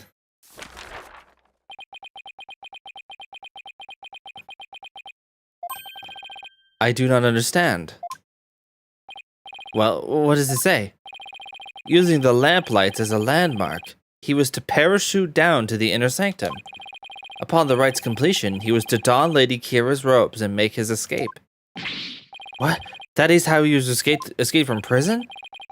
So, if I were to assume that Mr. Arabal was the one who killed the High Priest, then maybe it was because Abbot Inmi tried to thwart his escape plan. Oh, foul lawyer. I'm afraid that is simply ludicrous. Huh? But I didn't say anything. Did you just read my mind? I know how your putrid mind works. Unfortunately for you, however, now that the rebels' escape plan has been revealed, it is clear that Dot's Arabal is not the High Priest's killer. How can you be so sure? Hang on a sec, just gotta get my butterfly. If only you would use that putrid brain of yours every once in a while. Dot's Arabal's plan could not have worked without the help of a certain individual. What do you mean? I am speaking of Abbot Inmi, of course. Had Dot's Arabal simply donned Lady Kira's robes and made his escape alone, he would have been far too conspicuous.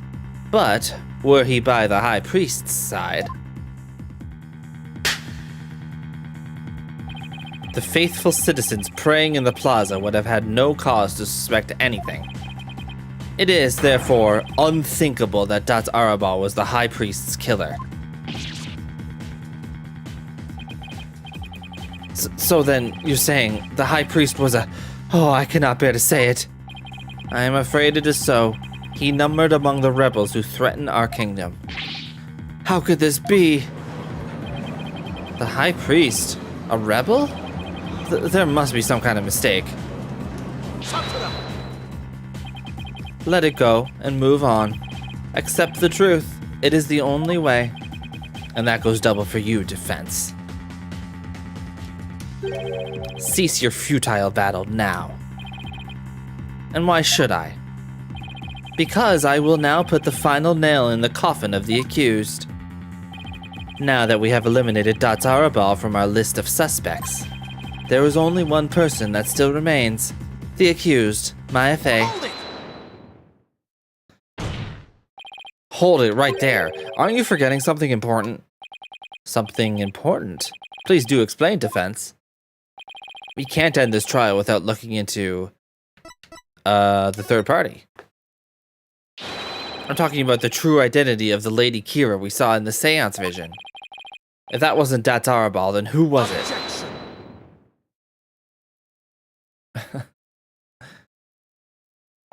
That matter has already been resolved. It has? What's he talking about? It is as I have maintained from the start. There was no third party in the seance vision. Objection! But there was another Lady Kira there besides Maya Fey. We all saw her. It kind of sounds like he says shut up when he does that. What the? Whoa. What happened? I can't do my finger point.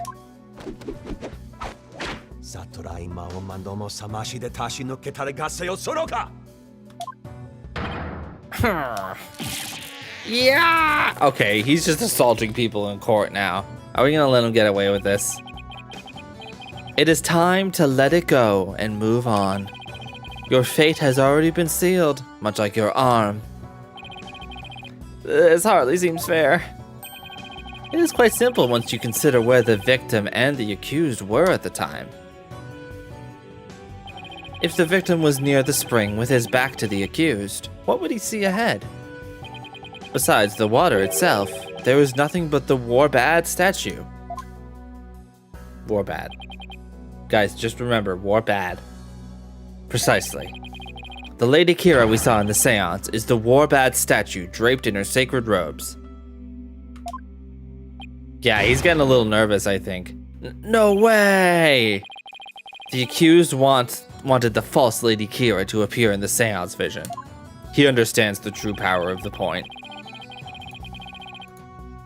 Before she came in from behind and stabbed the victim with the dagger in a reverse grip. But why would the accused want to do something like create a false Lady Kira? To show it to the victim as he was being slain. And what reason would the accused have to fool the victim she was about to kill? It was not the victim she was trying to fool. It was this very court itself. Come again?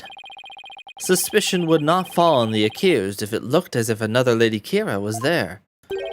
And the defense was foolish enough to fall for it and claim it was a third party in disguise. Are you saying... I am? It was all a cleverly wicked scheme perpetrated by the accused. A scheme in which she sought to use the seance vision to mislead us.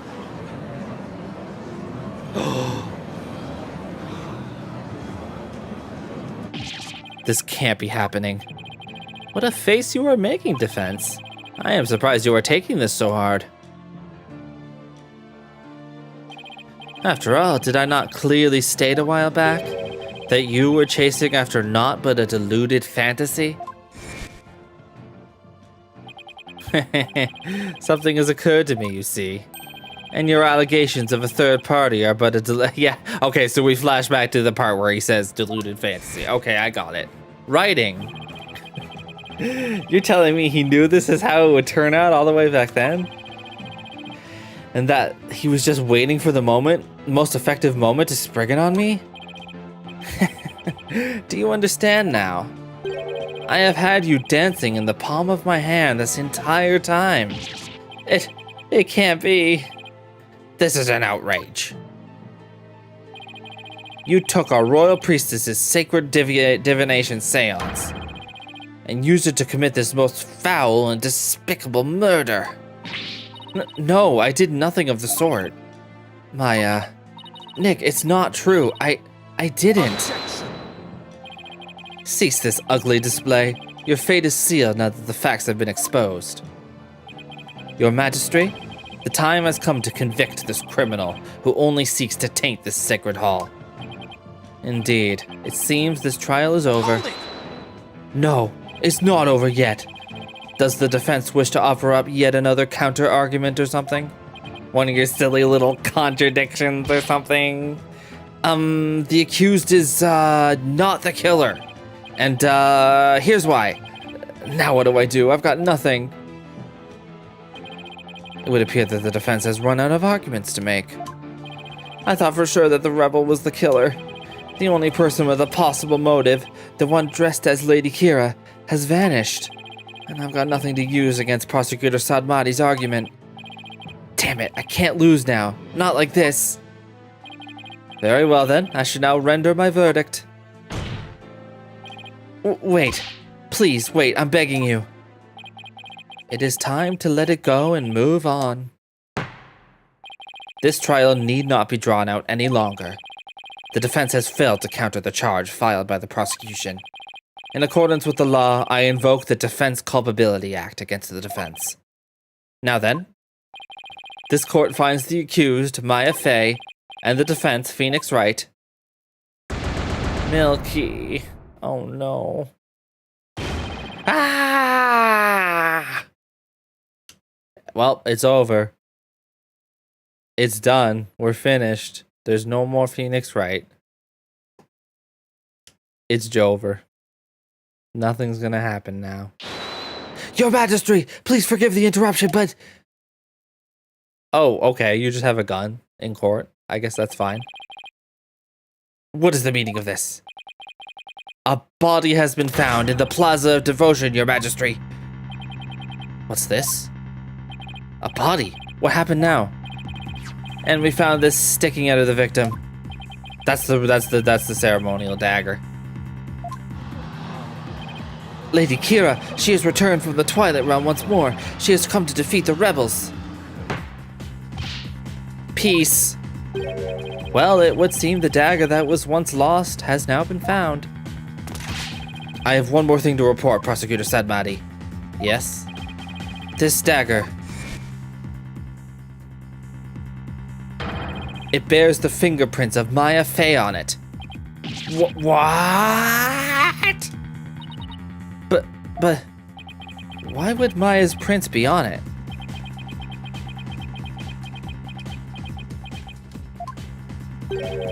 I cannot believe it. Yes, yet it must be true. Is something the matter, Prosecutor Sadmati? This trial has run its course, and the accused's guilt has been firmly established. However, it would seem the defense was right about one thing. I was? You claim that the murder at the Inner Sanctum had been carried out by the rebel hunter masquerading as Lady Kira. I did say something to that effect, but what of it? Prosecutor Sadmati, are you suggesting what I think you are? I believe the true identity of the rebel hunter who has been masquerading as Lady Kira is none other than the accused, Miss Maya Fey. What? Me? What? Bruh? Please say psych. I realize how shocking this must seem. Looking back, however, I now realize there was much that pointed to this fact.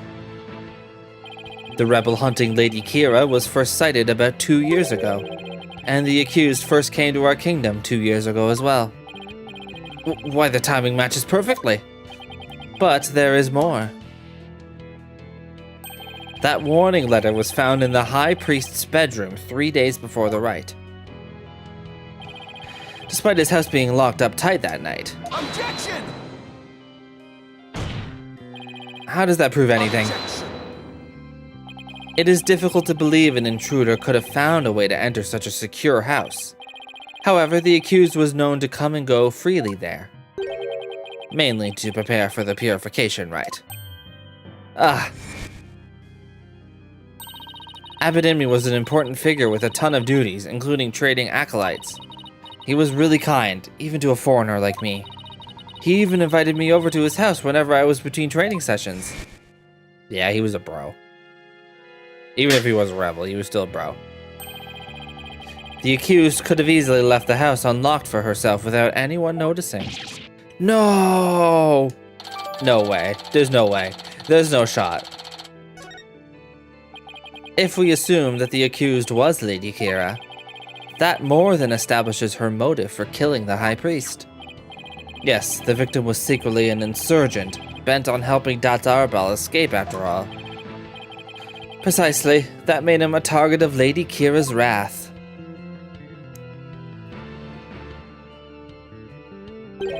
And after killing the High Priest, she then unleashed her divine justice on another rebel.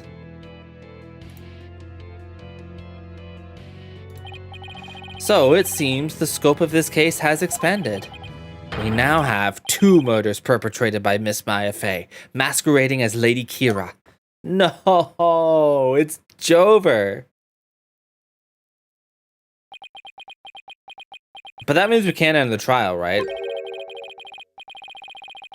If Miss Faye is indeed a serial killer, it would affect the severity of her punishment. In light of this, I believe this second murder must be investigated before we can proceed. Yes, we got an extension. Let's go. As you wish, Your Majesty. Maya Faye, I hereby charge you with the second murder. May your defiled soul feel the weight of your sins. A new murder charge on top of a guilty verdict? It seems the defense will live to see one more day. Talk about hanging on by a thread. Come tomorrow, a far more terrible punishment awaits you. I hereby suspend these proceedings so that the second murder may be investigated. Until the conclusion of this new investigation, this court is adjourned. Oh no! Oh no! To be continued. That's a cliffhanger. Ba-da-da-da-na-na-na-na-na-na. How many save files do we have?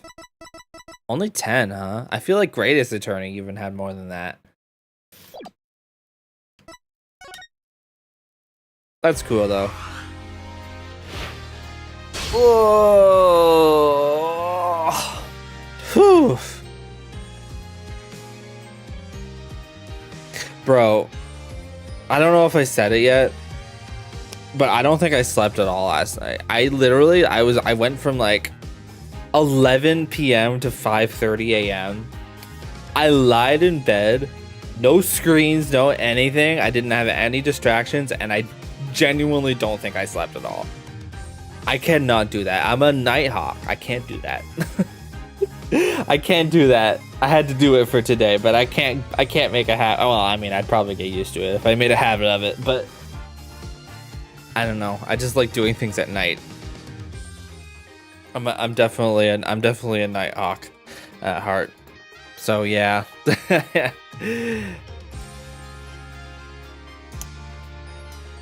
But yeah, I think that's gonna be all for me tonight. I need to rest. I definitely need to rest tonight. So as far as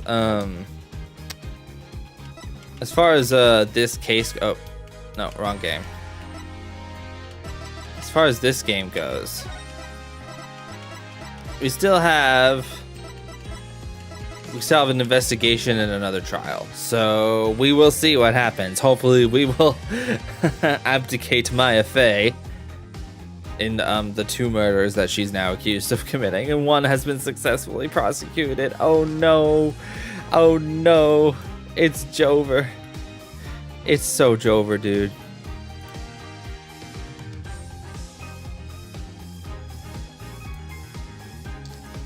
Anyway, I'm gonna head off for the night. That was the end of my schedule, but I have a new Epic Mickey coming out tomorrow. And I also have a new Tears of the Kingdom coming out the day after that. So you're not going to be without me for too long. I am going to be off here for a few days, but you will get to see videos. I'm glad that I can like take off for a couple of days and not worry too much about it as long as I have uploads that are waiting for me. I honestly really like that workflow. It is probably a little bit more work overall, but it definitely makes it so I can be present without actually sitting here live, you know? So it's nice. I wish I could just be here every day all the time, but it's just not. That's just not how it is right now. Maybe one day, though. Thank you for hanging out, though. This was a lot of fun.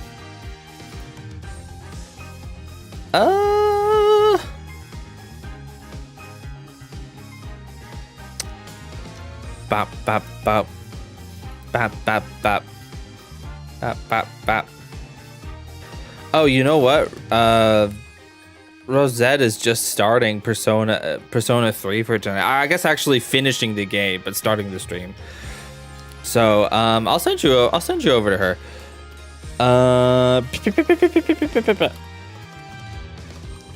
Check out some Persona 3.